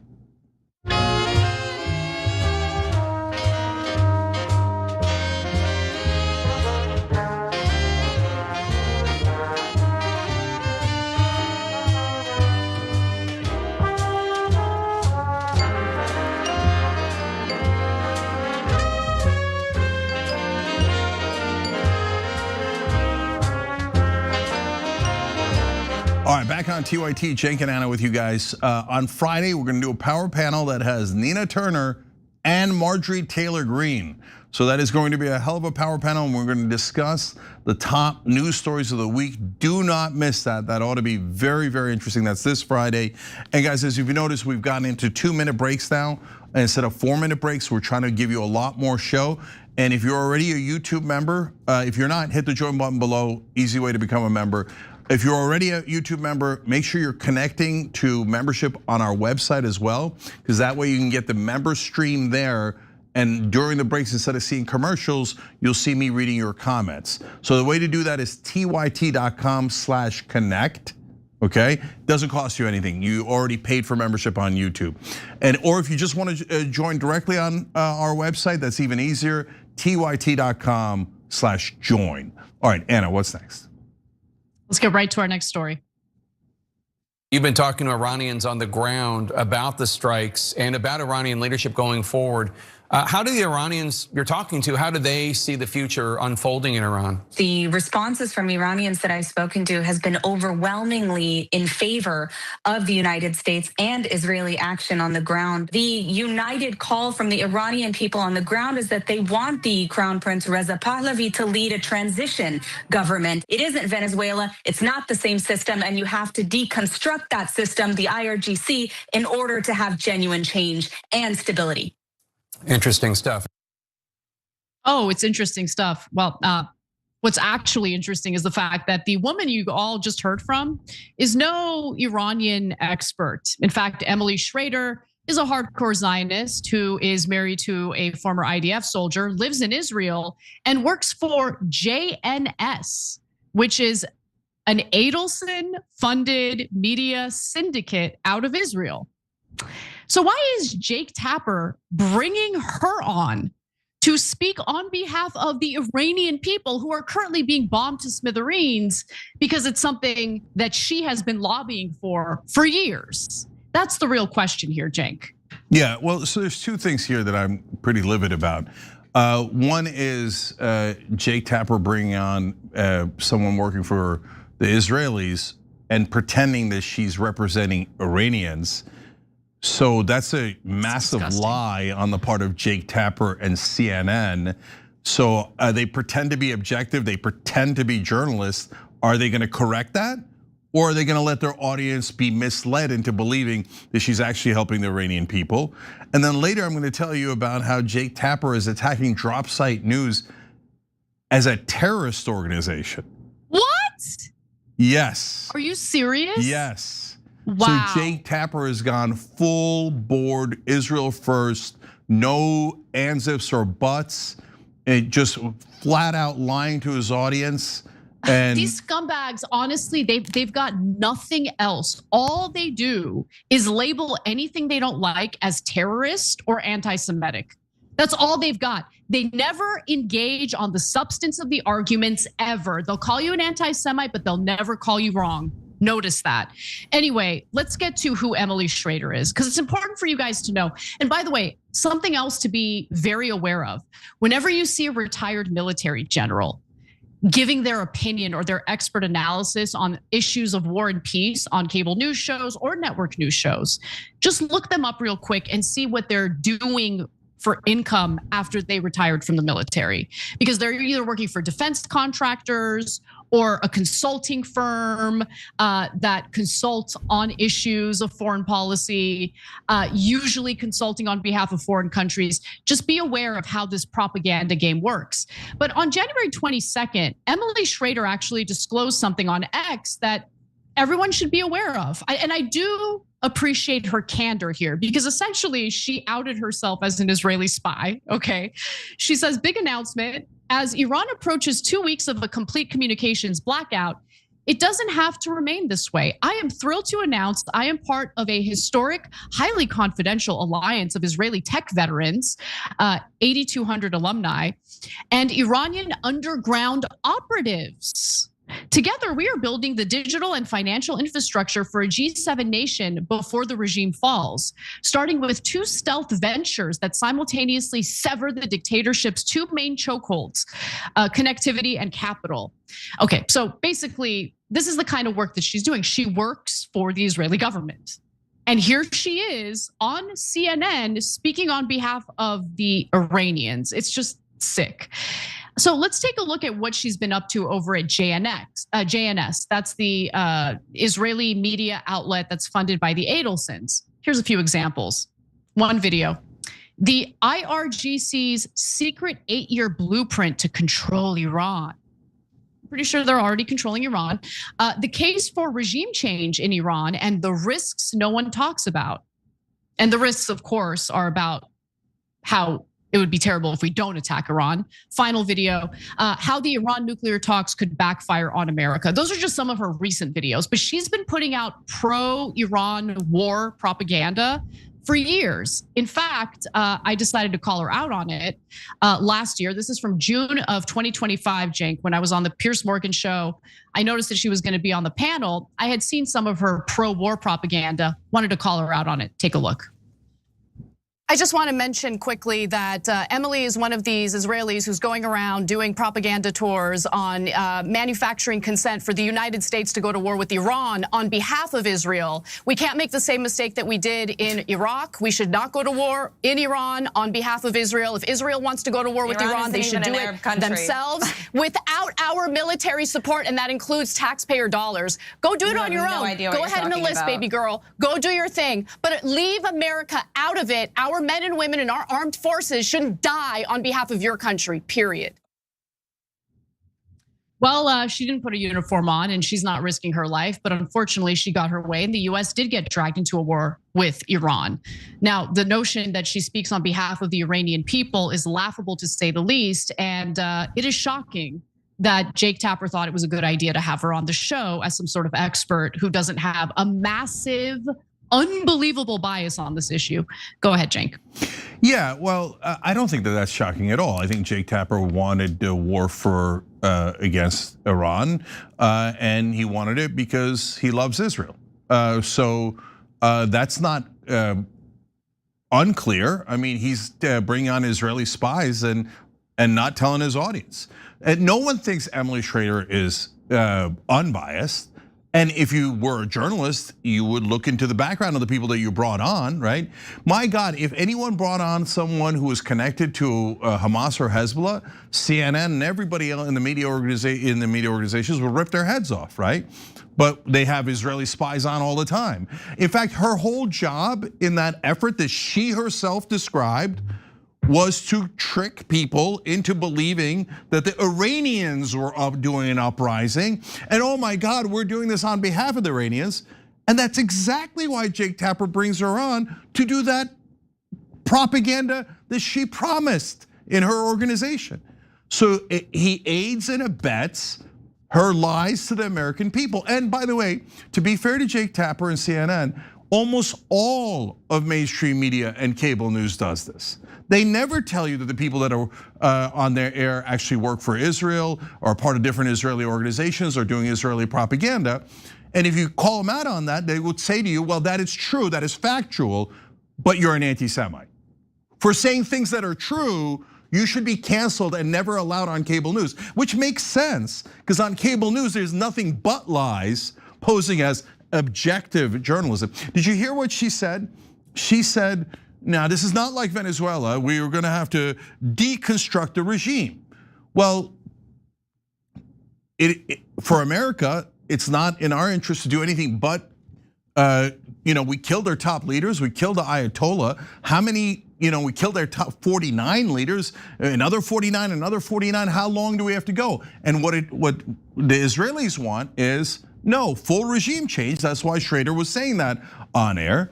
And how are we going to get the regime change, Anna? Well, we need ground troops. Now, is Israel going to send their ground troops? No way. The only people we're talking about sending ground troops right now is American ground troops. Fodder for Israel's war machine, but Jake Tapper won't tell you that. He won't tell you that Israel's not sending any ground troops. He won't tell you that Israel has pushed for this war for 20, 30 years. He won't tell you that there are no American interests in that war. There weren't any when we started, there certainly aren't any now.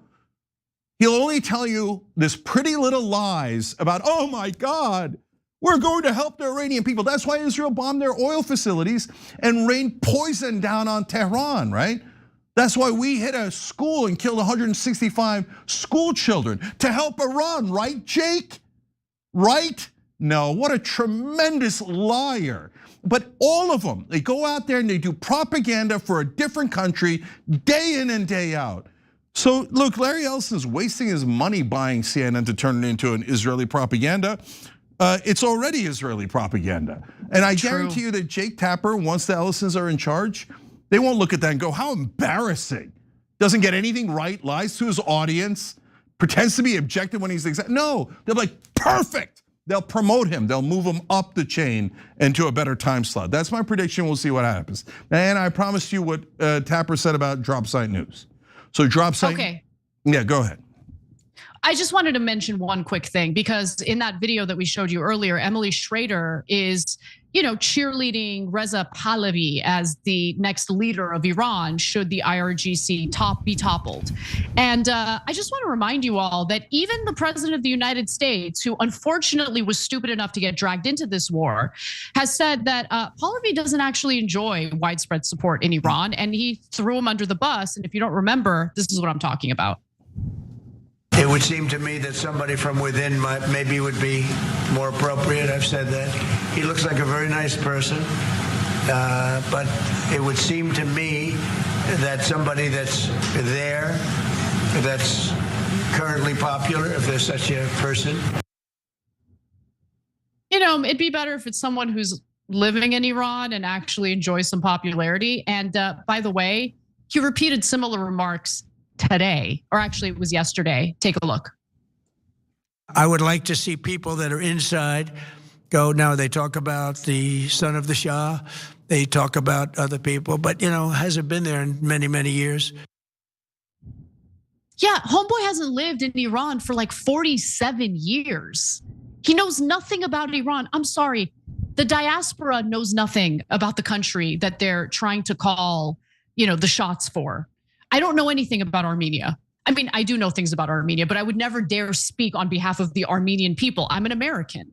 But anyway, back to you, Cenk. Tell me about why Jake Tapper thinks the actual fine reporters at Drop Site are terrorists. Okay, hold on. I'm going to get there in a second. I just wanted to say two things about Pahlavi and the situation. So has anybody on cable news ever clarified that Reza Pahlavi went to Israel already and promised that they would be great allies to Israel? Meaning, don't worry, I'll work with you. I'll do whatever you tell me, right? Nope. They've never mentioned that Reza Pahlavi is in alliance with Israel already, right?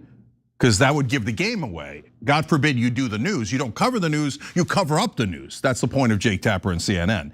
Okay, and this is amazing. There's now reporting, you know how Trump said, well, we don't want Pahlavi. We had 2 or 3 guys picked out, and Trump's amazing, saying that he just says those things out loud. He's not supposed to say it, but he can't help himself, right? And he said, but unfortunately, they also died in the bombing.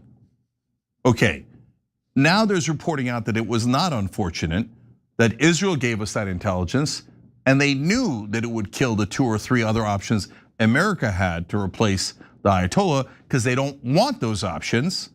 They want the Shah, who's already sworn an allegiance to Israel. So they made the war much, much harder, and regime change even harder, because they insisted it's got to be the dictator that is going to serve Israel. So they killed the other options, so we don't have them anymore. But did Jake Tapper or anyone in cable news or CNN tell you that? No, they constantly bury the news, bury it, make sure the American people don't find out, lead them into another war and another war. Jake, you're gonna write a book afterwards, right? No one could have seen that the disaster of the Iran war. Nobody could have seen it coming. Nobody could have seen that, oh my God, Israel, it turns out, gives money to 94% of Congress. Nobody knew that. Yeah, nobody knew that if you had it your way, because you're not in the news business, you're in the propaganda business. So now to Dropsite News. Dropsite News has done brilliant reporting on Epstein's emails, Larry Ellison's emails, Ehud Barak's emails, and they show that Epstein tried to help Israel over and over again, worked with the Israeli prime minister, had Israeli spies staying at his place, procured cyber weapons for Israel. Now, all of that is very inconvenient for traditional media. They're like, well, God, if we told people that, then they would find out who Epstein actually worked with and worked for. So let's bury it, cover up the news, cover up the news. So then this guy on X, AG Hamilton 29, attacks Ryan Grim, the main reporter for Dropsite News, and says that Ryan Grim's terror propaganda and fake news site, they're referring to Dropsite News, denying that there were any rapes on 10/7, etc. So I don't care about the particular controversy that they're talking about here. That's for them to deal with. What I care about is then Jake Tapper takes that and goes, oh, terror website doing propaganda for all. He's like, repost. So pathetic, so pathetic. Jake Tapper wouldn't know what journalism is if it literally slapped him in his face. He doesn't do journalism, okay? He's an actor who reads off a teleprompter and pretends to be a journalist. A real journalist would pore over the Epstein files, including the leaked Epstein emails, to figure out, okay, what really was behind Epstein? Because clearly there was more to him than a disgusting pedophile. Yes, he was a disgusting pedophile, but there was more to him than that. But here's the thing, it would be inconvenient truth for Jake Tapper to report on. So instead, he decides to stay away from that story. By the way, fun add-on to this, Cenk, is the fact that the war in Iran has been dubbed Operation Epic Fury by the Trump administration, but Americans have been calling it Operation Epstein Fury, including many right-wingers on social media. In fact, I think right-wingers are the ones who dubbed it, and it's hilarious. And now the ADL is coming out and saying that's anti-Semitic. But wait a minute. Epstein's a random Jewish guy, right? Like Harvey Weinstein's a random Jewish guy. Are we not allowed to criticize Harvey Weinstein, who's a sick rapist? So the only reason why it could possibly be anti-Semitic is if they think the war is for Israel and Epstein worked for Israel. Oops, you just told on yourself, ADL, okay? Inconvenient truths. I love it when people get jealous of Jeremy Scahill and Ryan Grim or any of the fantastic, excellent reporters that we have in this country. I love it when people are jealous. Yeah, I love it. Yeah, and last thing on that, Anna, because New York Times, Washington Post, CNN, etc., all you guys. So either prove that Dropsite News reporting is not true, because I don't want to report things that aren't true, right? Or prove that, or join them and say, oh my God, these are amazing. If every email of Epstein and Ehud Barak and all those guys, well, not Ehud Barak, because that's obvious, but if Epstein in every one of his interactions was trying to help Bolivia, that would be amazing news. That would be shocking news. If every interaction he's trying to help Russia or China, everyone in cable news would report it 24/7. Don't dare try to deny it, Jake. If Epstein was like, I gotta help Russia, you'd be like, oh my God, the Russians are taking over, right? He says Israel. They're like, they ignore the Dropsite News stories. They don't debunk them because they can't, because they are true. So instead, now Jake is calling them terror propaganda for doing accurate news reporting on his beloved Epstein and his beloved Ehud Barak and his beloved Israel. So that's the sick people that have been running national media our whole lives. Their job was to lie to you en masse while pretending to be objective. Yeah. All right, we got to take a quick break. We will be right back. I am scary, I am threatening. I'm Darth Vader.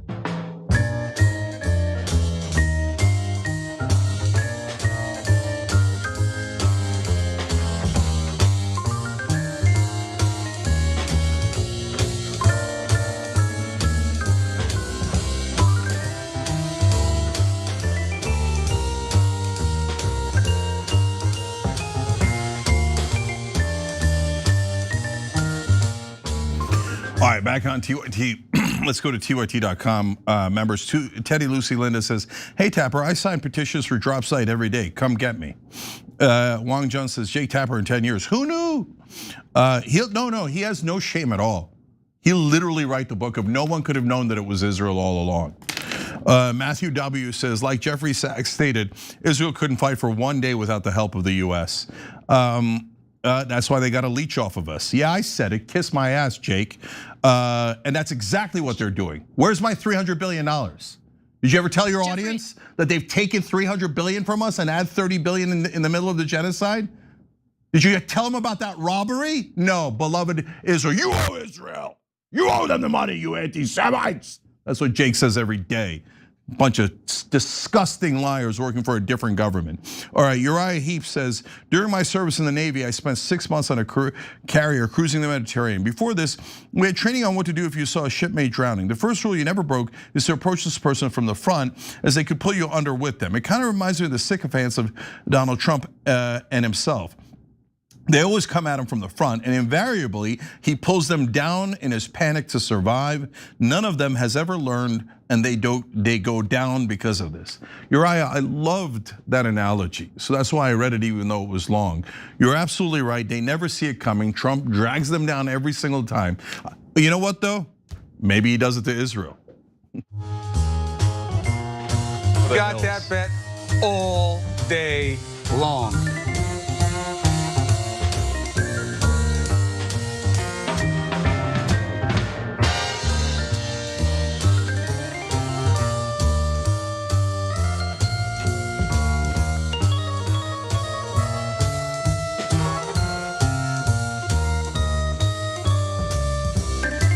All right, back on TYT, Cenk and Anna, we got more news.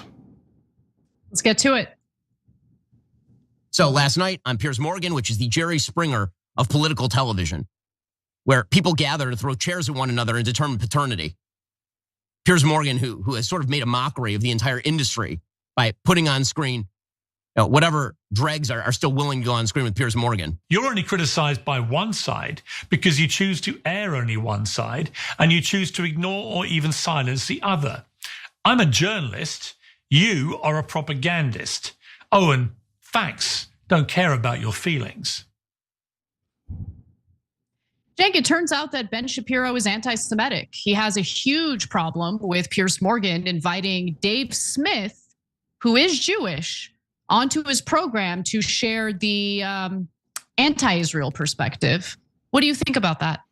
Yeah, so that's why we told you all along, this has nothing to do with Jewish Americans. So this has to do with people who are loyal to Israel. That is a different category. Yes, it has some Jewish Americans like Ben Shapiro and Dave Rubin, Mark Levin, etc. But it also has plenty of Christians like Lindsey Graham, Ted Cruz. So it's just a matter of who you're loyal to. And now Piers Morgan is beginning to realize, oh, turns out Ben Shapiro and Dave Rubin are only loyal to Israel. I know, color me shocked, but let's give you the details of his awakening.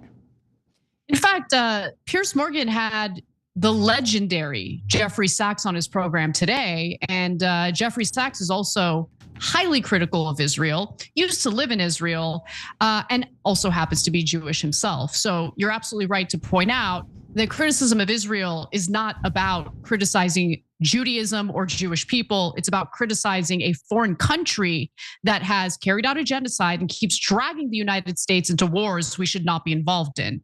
Now, Shapiro was criticizing Morgan for inviting Dave Smith and other critics of Israel onto his program. Now, Smith is a harsh critic of the Israeli government.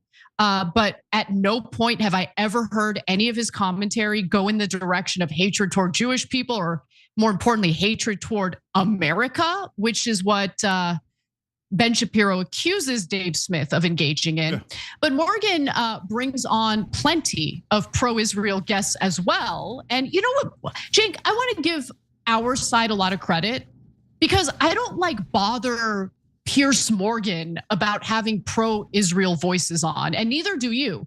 I mean, I did bring up Alan Dershowitz and how, there are some problems with him, right? But other than that, pro-Israel perspective is a valid perspective that should be debated, right?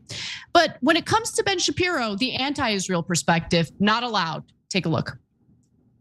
Well, on the subject of Iran and US foreign policy specifically, recent guests have included Masih Alinejad, Lisa Daftari, Patrick Bet-David, Carla Sands, Rob O'Neill, Goldie Gamari, Jonathan Conricus, Alan Dershowitz, Alika Lebon, Ambassador John Bolton, General Wesley Clark, General Mark Kimmett, a former UN prosecutor accusing Iran of mass murder, Ambassador Mike Huckabee, former Vice President Mike Pence, Eric Weinstein, Josh Hammer, former Israeli Prime Minister Naftali Bennett, and the IDF spokesman Nadav Shoshani. Now, it's unlikely that Ben is talking about any of these people because they are either vehemently pro-Israel or to some extent they are supportive of attacking Iran to destroy its regime. So what is he really talking about? Well, we know he doesn't like Dave Smith and flat out refuses to debate him, which strikes me as pretty cowardly. You can make up your own minds about why he refuses. And what Ben really takes issue with is that among the many guests supporting his worldview, and specifically supporting Israel, we also invite many people who don't support his worldview and don't support the Israeli government. Now, I think Piers Morgan makes a really great point about Ben Shapiro's unwillingness to debate someone like Dave Smith. It is interesting that he's quick to debate like a pink-haired college student in their freshman year on culture war issues. But when it comes to someone who's well-read on the issue of Israel, someone like Dave Smith, Ben Shapiro refuses to engage in any debate with them. And it's not just Dave Smith, anyone in, holding the position we hold, Cenk. Have you seen Ben Shapiro have a single debate with anyone with our position ever? Not once. No, because he's smart enough to know that he can't possibly win that debate. And especially against Dave Smith, because Ben Shapiro and so many of all of Israel First is a one-trick pony. All they have is anti-Semite, I cancel you, you're not allowed to talk, right? And that's literally what he's trying to do en masse with Piers here. First, he's trying to pressure Piers Morgan, do not let the other side even talk. Don't let them on. I have deemed them anti-Semites. They should be banished, right? And now when that didn't work, he's like, why wouldn't I have both sides on? And if your side is so smart and good and right, then you'll easily win, right? So now they've switched to banish Piers Morgan entirely. He shall now henceforth be canceled. Hey, it doesn't work that way anymore. That's what you used to with, you just call Jake Tapper, you'd call CNN and you go, hey, get him off the air. And Jake would be like, right away, sir. Absolutely, Ben Shapiro and Israel. Of course, sir. You are all canceled, you anti-Semites, right? But now you can't do that with our show, with Tucker Carlson, with Piers Morgan, with Megyn Kelly. And it's driving them crazy. I love it so much. Yes. I love it so much. It's one of the best developments in media. And by the way, I mean, it makes Piers Morgan's show interesting to watch, right? Especially if you don't know where you land on a particular debate or issue, you get to hear diverse opinions and you get to hear them debated in real time. That's a good thing. Yeah, so for example, I don't mind having the Israelis on at all. And oftentimes I'll take on 2 or 3 of them at the same time, right? Same, yeah. That's because we crush Israeli propagandists for a living. Can't wait, bring me more, okay? You know why we're so confident? Because we know we're right. And we could prove it, and we have proven it over and over again until Ben Shapiro picked up his little skirt and ran away. Oh no, here comes Cenk and Dave Smith. I gotta run away. What happened? I thought you were a master debater. Remember when he used to have his workers put out all those edited things from debates and be like, oh yeah, he's so cool and he crushed you. All right, where you at, bitch? Where are you at? Actually, to Piers Morgan's credit, he did call Ben Shapiro out on that. Because remember, Ben Shapiro's whole thing here is, oh, Piers Morgan Uncensored is like the Jerry Springer of political media. Okay, but you're the one who popularized those Ben Shapiro destroys left winger, Ben Shapiro crushes. I mean, you engage in that. Yeah. Like that blood sport culture, you engaged in that. Anyway, now one of the issues that Piers Morgan had with Ben Shapiro's commentary here is the fact that, Ben Shapiro says, I don't go on Piers Morgan's show anymore because he has Nazi and Nazi adjacent guests on. And he did give some examples, and he said that, Nick Fuentes didn't get any pushback from Piers Morgan, which is nonsense. Piers Morgan actually ended up backfiring. He attempted to do pushback. He did push back actually, and none of it really landed. But nonetheless, here is Morgan expressing how unhappy he is with Ben Shapiro's dishonest reflection of that interview. I just stopped appearing on his show. Why? Well, honestly, he kept bringing on actual Nazis and the Nazi adjacent, and then treated them all too often as voices worthy of a large audience. Like, for example, these people. I believe that Jewish supremacy is the greatest threat to America. And I think it's the greatest threat to the world today. I truly believe that. You think Hitler was very cool? Yes. And it's outrageously disingenuous that the clips he showed did not include the parts of those interviews where I called out every single one of them about things I didn't agree with. His montage of the same interviews could have looked like this. You sound like a Nazi. I mean, why do you say that? That's literally what Nazis would have said in World War II. You think if half your family had been wiped out by very cool Hitler, you'd still think he was very cool? Or would you think that actually he was a despicable monster who murdered 12 million people? So obviously Piers Morgan does push back, this whole, it's just, Jake, it's so wild. Like this whole debate about platforming coming from Ben Shapiro, who built a career as a free speech warrior after left-wing students would protest his appearances on college campuses. Yeah. So, I mean, look, let's address all the hypocrisies. First of all, I'm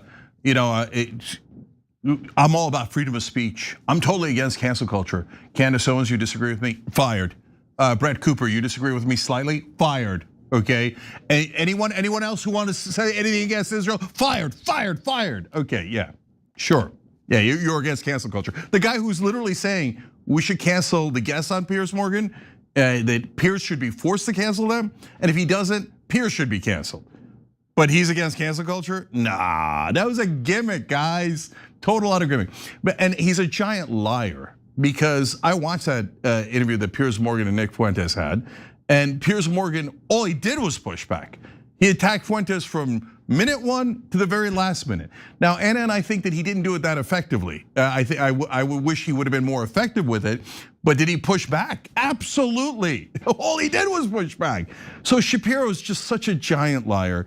And you should never trust anything he says, because you could see with your own eyes. You could watch that interview that Piers did with Fuentes, and you'll know with absolute certainty that Shapiro's a liar. And then, Anna, they're one-trick ponies, right? The whole anti-Semite thing, and we cancel you. So, and what's the whole point of calling people an anti-Semite? Is so that you remove them from the national conversation, so that every time someone criticizes Israel, anti-Semite, remove, anti-Semite, remove. So until there are no voices against Israel, and only voices saying, of course, we should give them hundreds of billions of dollars. Of course, we should go to war for them. Of course, we should pay trillions of dollars for those wars. And so now anti-Semite, that's another reason why they hate Dave Smith, because anti-Semite doesn't work with him because he's Jewish. And that drives them crazy. And same thing with Jeffrey Sachs and Glenn Greenwald and all these amazing fighters for peace and decency who are Jewish Americans, right? So since anti-Semite was getting under everyone's nerve, they then switched to Jew hater, right? Everybody's a Jew hater. All of America's Jew haters because they won't do what Israel says. And that played even poorer. People hated that. So now they finally switched to America hater. Why? Because Israel pushed you into this war, and technically you're in the war, so that's it. Anyone who opposes Israel's war, America hater. But again, bad news for them. That crap used to fly back during the Iraq war, and because you had traditional media 100% on their side. Now, with online media kicking traditional media's ass, and all of our audience is getting larger and larger while Ben's gets smaller and smaller. By the end, it's just gonna be Ben Shapiro, Dave Rubin, and Mark Levin in a room together going, "We canceled everybody! We canceled them all!" And only 3 of them left in the room. Okay, so keep trying to cancel, brothers and sisters. You only grow weaker and smaller as you go. Okay, so in the aftermath of all of this, Megyn Kelly reposted Piers Morgan's response to Ben Shapiro on X. And in response to that, here's what Dave Rubin wrote. Pretty sure Megyn got some of the Botox in her brain. and Piers would sell his mother to a jihadist for a click. Okay, I'm just gonna move on. In response, Morgan stated, wow, 4 months ago, I drove out to do Rubin's podcast at his home in Miami as a personal favor because he's done my show many times. I thought we were friends. Big mistake. He's not friends with anyone. He's a snake, nonetheless. How wrong could I be? What a treacherous little weasel. Indeed he is, Mr. Morgan. Being Netanyahu's useful idiot has sent him and Shapiro nuts. Cenk weighed in, said, told ya. And said that the reason Dave Rubin and Ben Shapiro turned on you is the same reason Miriam Adelson and Larry Ellison supported Bill Clinton before they supported Donald Trump. Because Israel First doesn't care about anything but Israel. They have no friends or allegiances other than Israel. Morgan also announced that Rubin would also no longer be welcome on his show. Dave Rubin, like, it's not just that he's a useful idiot and whatever. He doesn't really add anything to any show. So yeah, they're gonna have to change believe that. me. Yeah. Sorry, they're gonna have to change that term because others are useful idiots. Dave's kind of a useless idiot. Yeah, he is a useless idiot. You're right about that. Yeah. All right, anyway. gonna turn it around and do nothing but joy when we return.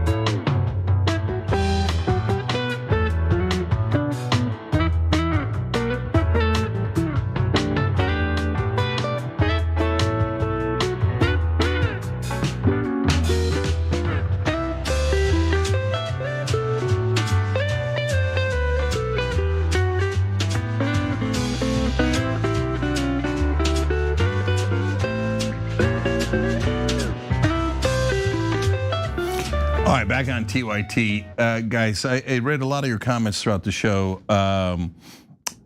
but there's just a couple left here, and then I want to move to Operation Joy because we've got so much in terms of great stories that bring people joy. First of all, Riptide, thank you for the super chat, and they just wrote cheers, Anna, and that's all. And cheers. And Layla VD wrote in, hi, Anna, just want to say Emily Schrader doesn't speak for us Iranians. The only Iranians she has ever seen are a few brain rot idiots in London. We Iranians do not want to be bombed. Please don't believe her BS. She is vile. Okay. Yeah, no, believe me, I know she's vile. In fact, during that same Piers Morgan appearance, I called her vile repeatedly. Yep. Iranians should get to decide what happens with their own country without foreign interference. So I mean, if you are in Iran, I hope you're safe, and I feel awful and embarrassed that our government is involved in any of this. Yeah, Original Props wrote in as a YouTube member. Cenk is dead on. I used to be an independent, but now I'm unaffiliated. Sadly, I can't trust anyone at face value. Same. Yeah, AJ Nestor on Twitch said, my wife is a staunch independent and I wouldn't argue with her. You Can Call Me Jess said, they got money for wars, but they can't feed the poor. That's quoting Tupac Shakur. I've quoted this man a million times. He was a real populist. I think that's exactly right. Green New Dealer Dragon said, private bone spurs thought war was gonna be as easy as Epstein orgy parties. Anyways, so those are okay. Yeah. Hold on, I've got a few things that I have to say. Number one, just going back to Ben Shapiro for a second. His eyebrows have gotten like significantly more significant, right? That's really funny because Art Guy wrote in, the Ben Shapiro show starring Ben's eyebrows.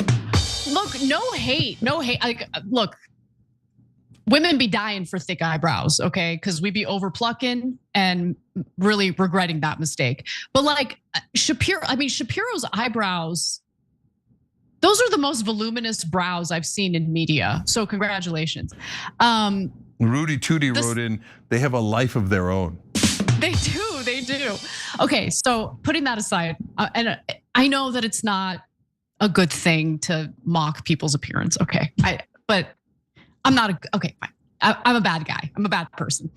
Putting that aside though, I think independents are, and yes, I have a bias because I consider myself independent, some of the smartest people in the country, because they know you can't trust either side. And I'm just talking about our current political establishments. Democrats are liars, Republicans are liars. Neither party at least represents my best interests, but I would only know that if I know what my best interests are and I'm engaged. You know, independents used to be thought of as like, oh, low information voters. I actually think it's the opposite these days. I think they're high information voters. They look at both parties, the establishment in both the left and the right, and they're just like, nope, no thank you. No, thank you. Yeah, so we have a kind of a long but great comment on Operation Joy that's a little bit along those lines. I'm gonna get to that in a second.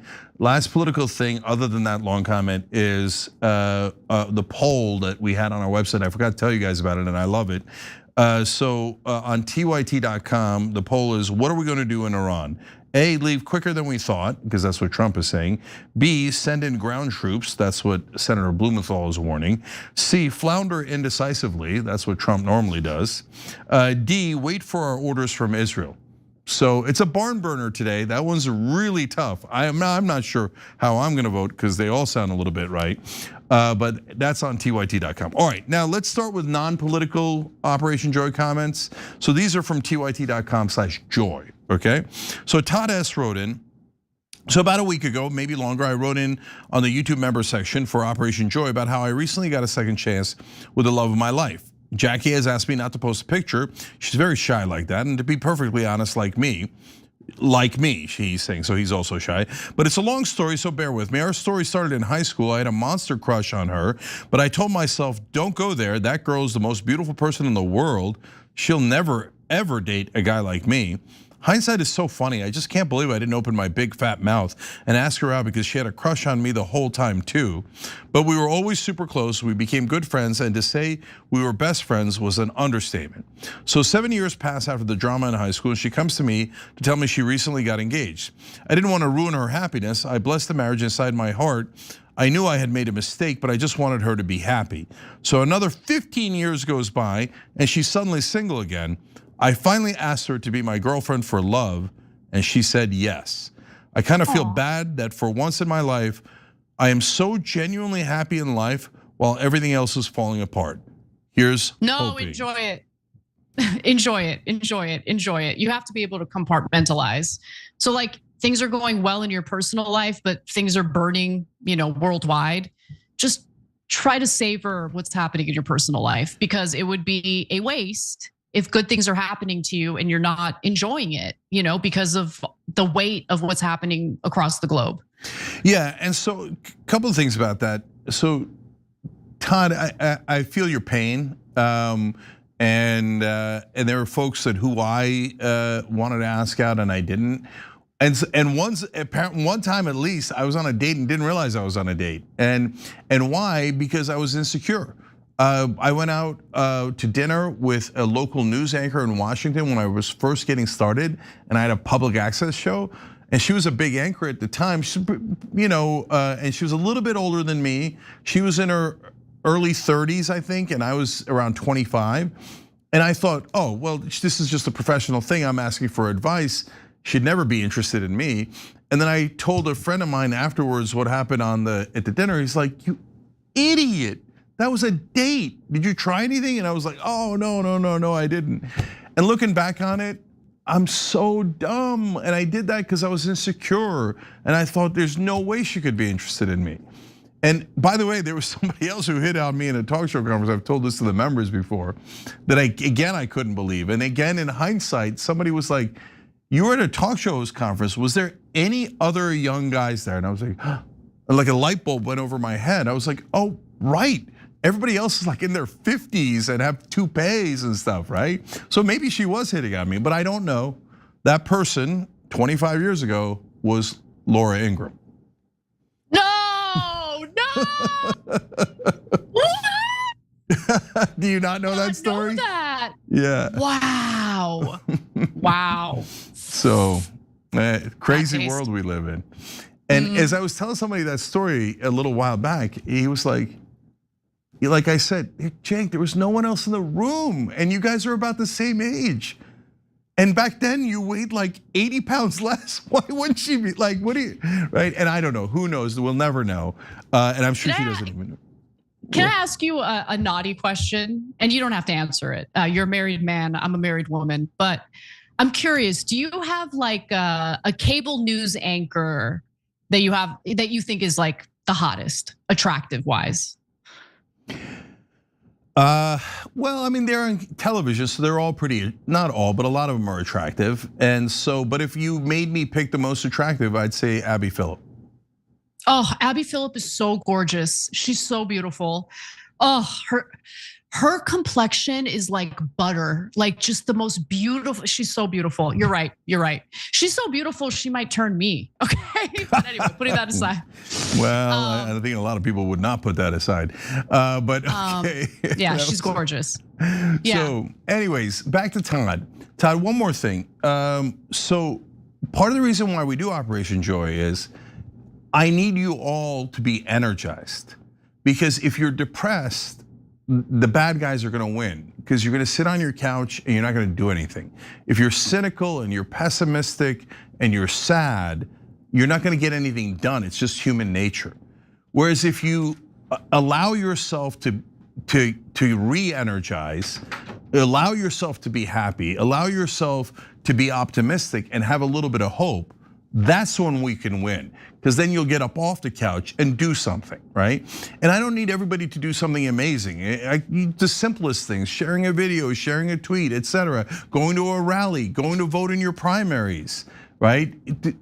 And the primary one is the most important one. Please vote in the primaries, okay? Vote out all the incumbents. Anyway, so, and society makes it so that you feel bad, you feel guilty if you're happy when there's bad news in the world. But I got bad news for all you guys in an ironic way. We're always gonna have bad news. I did it once back in the 1990s, and this is how unbiased I am. Back then I was a Republican, but I'm doing that goofy cable news show, and I'm talking about Bill Clinton.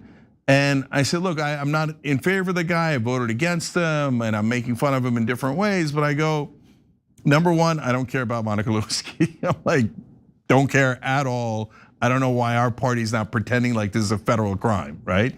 But secondly, I was like, it's not gonna get any better than this. Like the late 1990s was, mid to late 1990s was as good as it gets. Oh yeah. Yeah, the unemployment was as low as we've ever had. Inflation was as low as we've ever had. The actual economy was really good. And we had balanced the budget, and I'm like, we're probably never gonna balance the budget again. And I told my audience back then, like, guys, soak it in. So there was that one little period where we had a lot of good news, right? Outside of that, there's plenty of bad news forever and ever and ever. If you let that get down, you're never gonna get to happiness. Joy is an act of rebellion and defiance. So please, it's your revolutionary duty to be happy and joyful in your life while you fight forward for positive change. Okay, now let me go to TO 1790, different topic. It's a tiny one. He said, what seems to give me joy is finding my online community at TYT. I'm not much of a people person, but I'm trying to change my ways by learning how to interact with people. Well, Tio, we love you for that, and you've picked the perfect community because we're so understanding. So interact as much as you like, and we're not gonna judge you for it. And so God bless, come on in, the water's warm, and you already did. So thank you for doing that, and we really appreciate it. I love how loving this community is, like at tyt.com and all the different ways that you guys support each other. It's amazing. All right, now let's go to the political one. Alexia Marsh wrote in on, but it's still on tyt.com/. Oh no, I'm sorry. This was an email to hope@tyt.com. Alexia wrote in, hi Jeng, I've never had more hope for our country than I do now. That's interesting, right? I think one of the biggest reasons for that hope is how communication has changed. Mass media has never been cheaper. At the beginning, you needed hundreds of millions of dollars to broadcast. You needed massive antennas and dangerous transmission equipment, machines so powerful that touching the wrong part could kill you. Now you can use your iPhone and build an audience. Platforms can ban you, but people can move to another site, another country's platform, another stream. If someone builds a real audience and then gets pushed out, that audience often follows them. What that means is that money's grip on politics is starting to weaken. She's so right. We've even already seen this. Kamala raised $1 billion for an ad campaign, but there are limits to what money can do. Imagine having $1 billion for ads. What do you even do with that? When are you talking about $1 billion?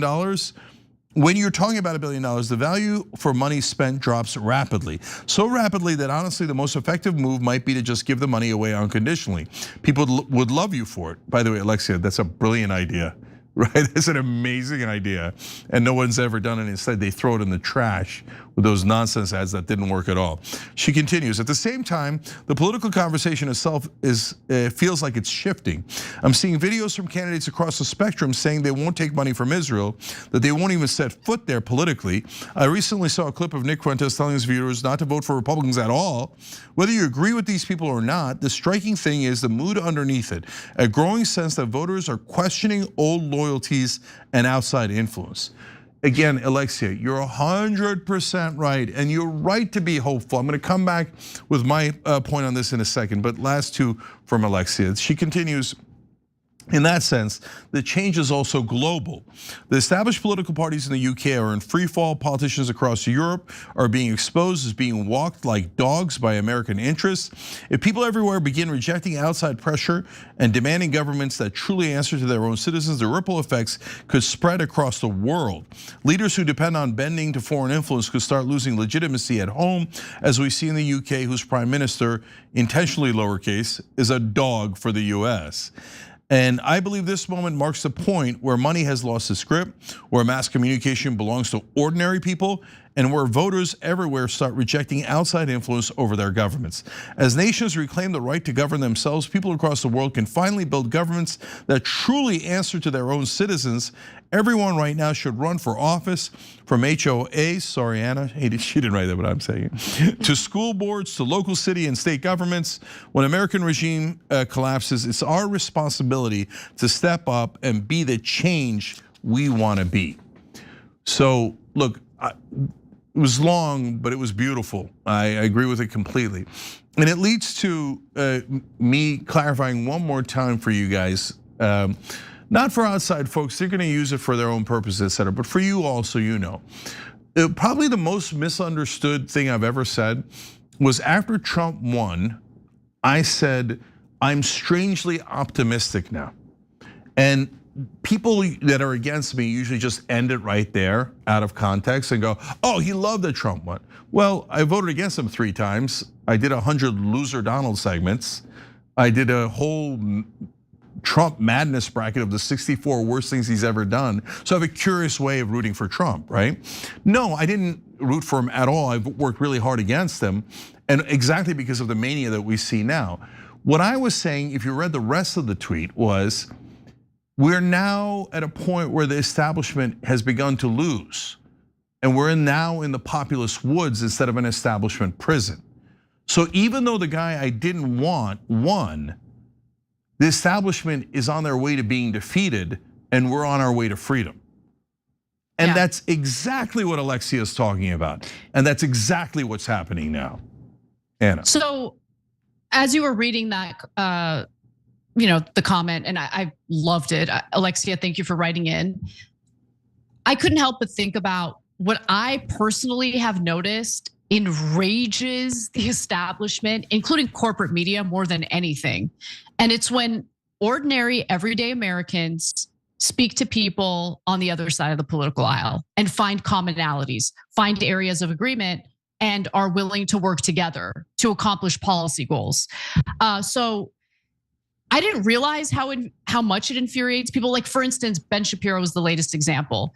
He put out a segment where he attacked Mehdi Hassan, and then there was someone on the right. It might have been Dave Smith, because he's got this weird, unhealthy obsession with Dave Smith. But anyway, the point that he was trying to make was, look at these anti-Israel commentators on the right. Look at how much they agree with Mehdi Hassan. And people are like, yeah, it turns out that the anti-Israel side is right about this. Whether they're on the right or left, it doesn't matter. Like, that was the overwhelming reaction to what he posted. But it really did strike me that these hyper partisans who are very well to do, the system has worked out real well for them. They loathe when Americans come together, when they put their political differences aside and come together and even just merely have a conversation.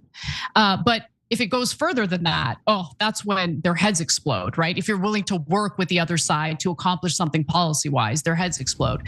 But honestly, I think that this is a new paradigm, and I'm proud of us for, I don't want to say taking the risk, but look, we got a lot of backlash for being willing to open up dialogue, Cenk. And I wouldn't trade where we are today for anything. I'll take that backlash over and over again if it means trying something new. Because guess what? Being in your own little partisan bubble accomplishes nothing. And I think we would know that better than anyone, because we've been doing this for a long time. And so who knows? Who knows what the future holds? But I also feel weirdly optimistic. Yeah, and that's actually very unusual for you. I know, yeah. So, all right, Tula Peace, thank you for the super chat. We appreciate you. Cape Diva, a YouTube member, said Anna is the most beautiful woman on the news. Oh, come on. Okay. A new member just joined on YouTube, way to NVUS 2486, a series of numbers I now love. Thanks for joining, we appreciate it. And then our members on TYT.com wrote in, Egypt 5 said, Laura Ingraham, that Laura Ingraham? Cenk, you dodged a bullet Matrix style and didn't even realize it at the time. So, I don't know, man. I've gone out with women who had questionable opinions before. This is another one I've told the members a bunch of times, but I used to go out with a girl who said, I don't understand. You say that you're Muslim, but you don't have a beard. Oh my God. It's like, okay. Anyways. Just give me 2 hours, I'll grow one. Yeah, well. All right, I pulled one back. I was gonna say something really bad, and I pulled it back. Anyway, she was cute though. House Sauce Dragon says, weird bit of joy / fun / excitement. I live in Northwest Indiana, sirens are going off, so I get to do the stereotypical Midwest thing of going outside to look for the tornado. Okay, so now a lot of people will say, what are you, crazy dog? I say, I totally get it. I would do the same exact thing, okay? So that's when JR would go to the basement and you wouldn't find him again until all the sirens are off. Okay, we literally had this in one of the conventions that we covered. A huge storm came and there was these giant tents that they had set up for Media Row. And the whole thing started swaying. It was a gigantic structure, right? So the rest of us still stayed and are doing the show. I look at JR, he's right by the door, ready to bolt any second. Okay, let me just clarify something. We all stayed because you demanded it. JR, though, yes, you did. We were doing the show. No. I was panicking. Yes, I remember it very well. No, Anna, JR wasn't on the show, so he was free to flee. Yeah, so everybody check out JR Jackson on watch list on YouTube, okay? But Anna, you can't. He ran away. No, he's still right here, okay? So no, I remember. I said, look, everybody's free to go, but I'm gonna stay. And when I said that, you guys stayed. But no, I wasn't gonna keep you there if you were scared, right? And I said it, and That's true. That's true. Yeah, you're right. Yeah, it's not like you were gonna fire us if we left, no, but you are the way. Yeah. So it's just my mental nature. I don't know, got you guys to stay, I guess, because I'm like, wow, this is fun. I remember one time there was a giant storm when we were in Turkey in the summer, and I told I was sleeping with me, my dad, and an older relative in the same room, and that room is shaking, the house is shaking from the storm, and I'm like, Dad, this is so much fun. And then the older relative is like, what did you bring this kid in here for to curse us for? Okay. He's like, where's the fun part? The house almost gonna blow. It was his house, of course. So he was a little less excited about the storm. Anyways, in Turkish is a beddua. That means a curse. This guy putting a beddua on us. Anyway, BS 1954 writes in, my joy is I had cataract surgery 2 weeks ago. I forgot how great it was to be able to see well.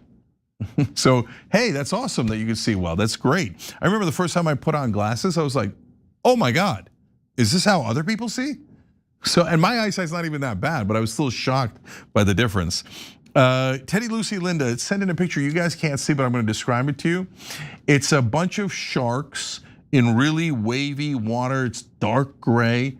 There's just one little rubber ducky, and he's got sunglasses on, and he's chilling in the middle of that super dangerous storm and water filled with sharks. And she writes in, Cenk, I have posted this several times hoping you would see it, maybe tonight. So as soon as I saw this, I thought of you. This is you, and this made me smile, referring to the rubber ducky. Awesome. So that's kind of a hilarious compliment, and thank you. No, I hadn't seen it before. That's the first time I'm seeing it, and I love it. You know what, Alyssa, can you email it to me? I might print it out and put it in my office. That's how much I like it. All right, Kofefe19 wrote in, my Operation Joy is that I started a new color analysis business back in January. I was panicking. Okay, apparently Anna likes that, and it's spelled with a U, so what are you, British? Could be. And I love that we have people all across the world watching. And then what's funny is that on Super Chat, I see your local currencies and I have no idea how much it is. Like 200 rupees. I'm like, oh my God, is that a lot? Or is that 12 cents? I don't know, but I'll read it. Anyway, so do they still use rupees? Anyways, so he writes in, my Operation Joy is that I started a new color analysis business back in January. I was panicking on Saturday because I only had one appointment booked for the month. But then that afternoon, I got 2 more appointments booked for March. Then in the last 24 hours, I've had 8 more appointments booked for this month. Yeah, well, you're doing color analysis. It's free. Color theory is amazing, Cenk. Like, you don't even know how much of a difference your shirt will make if you're wearing a color that complements your skin tone or the undertones in your skin, right? Like, I once made the mistake of buying a magenta top. I thought the top was cute, made me look like crap, okay? Because magenta is not my color. Light blue, definitely my color. Yeah. Lavender, my color. Like, there's certain color, red, like deep red, definitely my, when I wear red, people are like, she's wearing red. Makes a difference. Here's who apparently desperately needs color analysis, me. You need to go shopping for clothes, the number one. I haven't gone shopping for clothes in like a decade. And that's kind of literal, okay? I bought some dress shirts that are all the same exact dress shirt, so I don't have to think about it. But anyways, yeah, it's funny what you don't know that you need. Like, I've never thought of color analysis in my life, but here's how I do relate to you, brother. It's that when you start your own business, as I've done, it's scary. It's super scary. And when you actually start to get clients, oh, that feels good. Oh, that feels amazing, right? So we had a different version of that. I remember the first time we had a video go to 100,000 views on YouTube. This is now probably 15, 18 years ago, 20 years, I don't remember, right? But Jesus calls me in the middle of the weekend, goes, bro, you gotta check out the Jose Offerman video, right? And that was a baseball player and he had thrown a bat. Now you guys have heard me say this story a couple of times if you're an alumni, as we call it on Old School. And I looked it up and it said 100,000 and I couldn't believe it. I don't remember what the biggest video we'd ever done before was. I don't know if it was 20,000 or 12,000, I don't know what it was, but 100 was an enormous number. And that's when I thought, holy crap, this might work. Like, and it felt so good. I remember when we got to 20,000 subscribers, I told my wife at the time, although I think we were engaged at the time, hey, if we get to 20,000 subscribers, I'm gonna take you to Hawaii. Because I thought, near impossible. How are we gonna get to 20,000 subscribers, right? And then I think I once told her I'll take you as many times like as we get the multiples of 20. And so now with 31 million subscribers, I think I owe her infinite trips to Hawaii. But anyways, I know that feeling and that's an awesome feeling. So enjoy it. Okay, a couple more here as we run close out of time.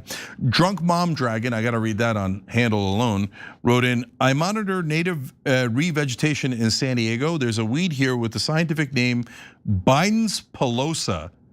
That's amazing. No. And the common name, no. And the common name, Hairy Beggartrix. That's unbelievable. And she writes, makes me laugh every time I put it into a report. I guess that's my joy today. You have to find the little things. That is a remarkable fact, Drunk Mom Dragon. I'm so glad you shared that with us. Biden Pelosa, and its nickname is Hairy Beggartrix. That's maybe the most amazing fact I've heard all year. It's probably the way I feel when I spot the bush tits in the trees. Okay, that's another one I threw back all day long. Okay, Blair, oh, look at this. Oh, here's if you guys can see it, here's the picture. Super cute. Come on. That ducky is definitely you. Honestly, I've never seen a more Cenk Uygur ducky in my life. That's amazing. All right, love you guys. All right, Blair writes in, my husband's from Mississippi and was raised very conservative. He voted for Trump the first time around, and when we first met, he didn't think he was all that bad of a guy. He's seen the light. It makes me proud and fills me with joy that he has changed his mindset. We have conversations about it a lot, and he gets so angry with current Trump supporters. I keep telling him that Trump has always been this way, and his old algorithms just didn't show him any of that. Now, because of our conversations and things he has looked up, his algorithms have changed. Man, you guys fill me full of hope. I mean, you make me that rubber ducky. Seriously, guys, like those are great stories. Whether it's the ones where people change their mind, and honestly, like, okay, so your husband has come in our direction, that's awesome, and that's even better. But the very fact that he had an open mind is the best part of that story. So you made the right decision in who you married, because that open mind leads you to being able to change and adjust and get to better and better results. If you keep a closed mind, you're never gonna be able to change for the better. So we have a couple of missions here at TYT, and we set this a long, long time ago, and we've never wavered from it. Boldly pursue the truth, challenge the establishment, and drive for positive change in the world, okay? And so you can't do any of that with a closed mind. So I love this community. I'm sorry I didn't get to more comments. There was so many great comments. It happens every Operation Joy. We do it every Tuesday, so make sure you come back for this. We are gonna have Old School for you guys tonight. So Michael Schur and I are gonna do it. And that's gonna be in about an hour at 9:30 p.m. Eastern. If you're a member, you get to watch that live and interact with us. The interactions lately have been hilarious. I love the crew that's watching Old School. And Anna, I'll end on this because this was my opportunity. I should have sent it to Alyssa or Taylor, but so a friend of mine was at the Dallas airport and texted me in the middle of the show, and not only did they have TYT on the screen, they had Old School on. What? Yeah. Pretty cool. Yeah. Which airport was this again? Dallas. Dallas. Wow. Yeah. Okay. I'll take it. So since we have 24-hour channels now on Samsung, Roku, LG, YouTube TV, etc., almost everywhere. You know what? Ask your local restaurants, your local bars, the airport, wherever you are, local businesses, TV stations, if you work there, radio, newspapers, to turn it on to the Young Turks. Why not? Why should it be on toxic garbage like Fox News or honestly these days CNN as well? So put on TYT. All right, anyways, much love everybody. Keep that hopeful spirit up. We can't win without it. And with it, we can do anything in the world. Casper, you're awesome. And Thank according you. to some, apparently, the hottest girl in media. There you go. Okay. Oh, that's not what I was ready for. I was ready for, bye-bye. Oh, you ready? Yeah. Ready? 1, 2, 3. Bye-bye. Named it San Diego, which in German means a whale's vagina.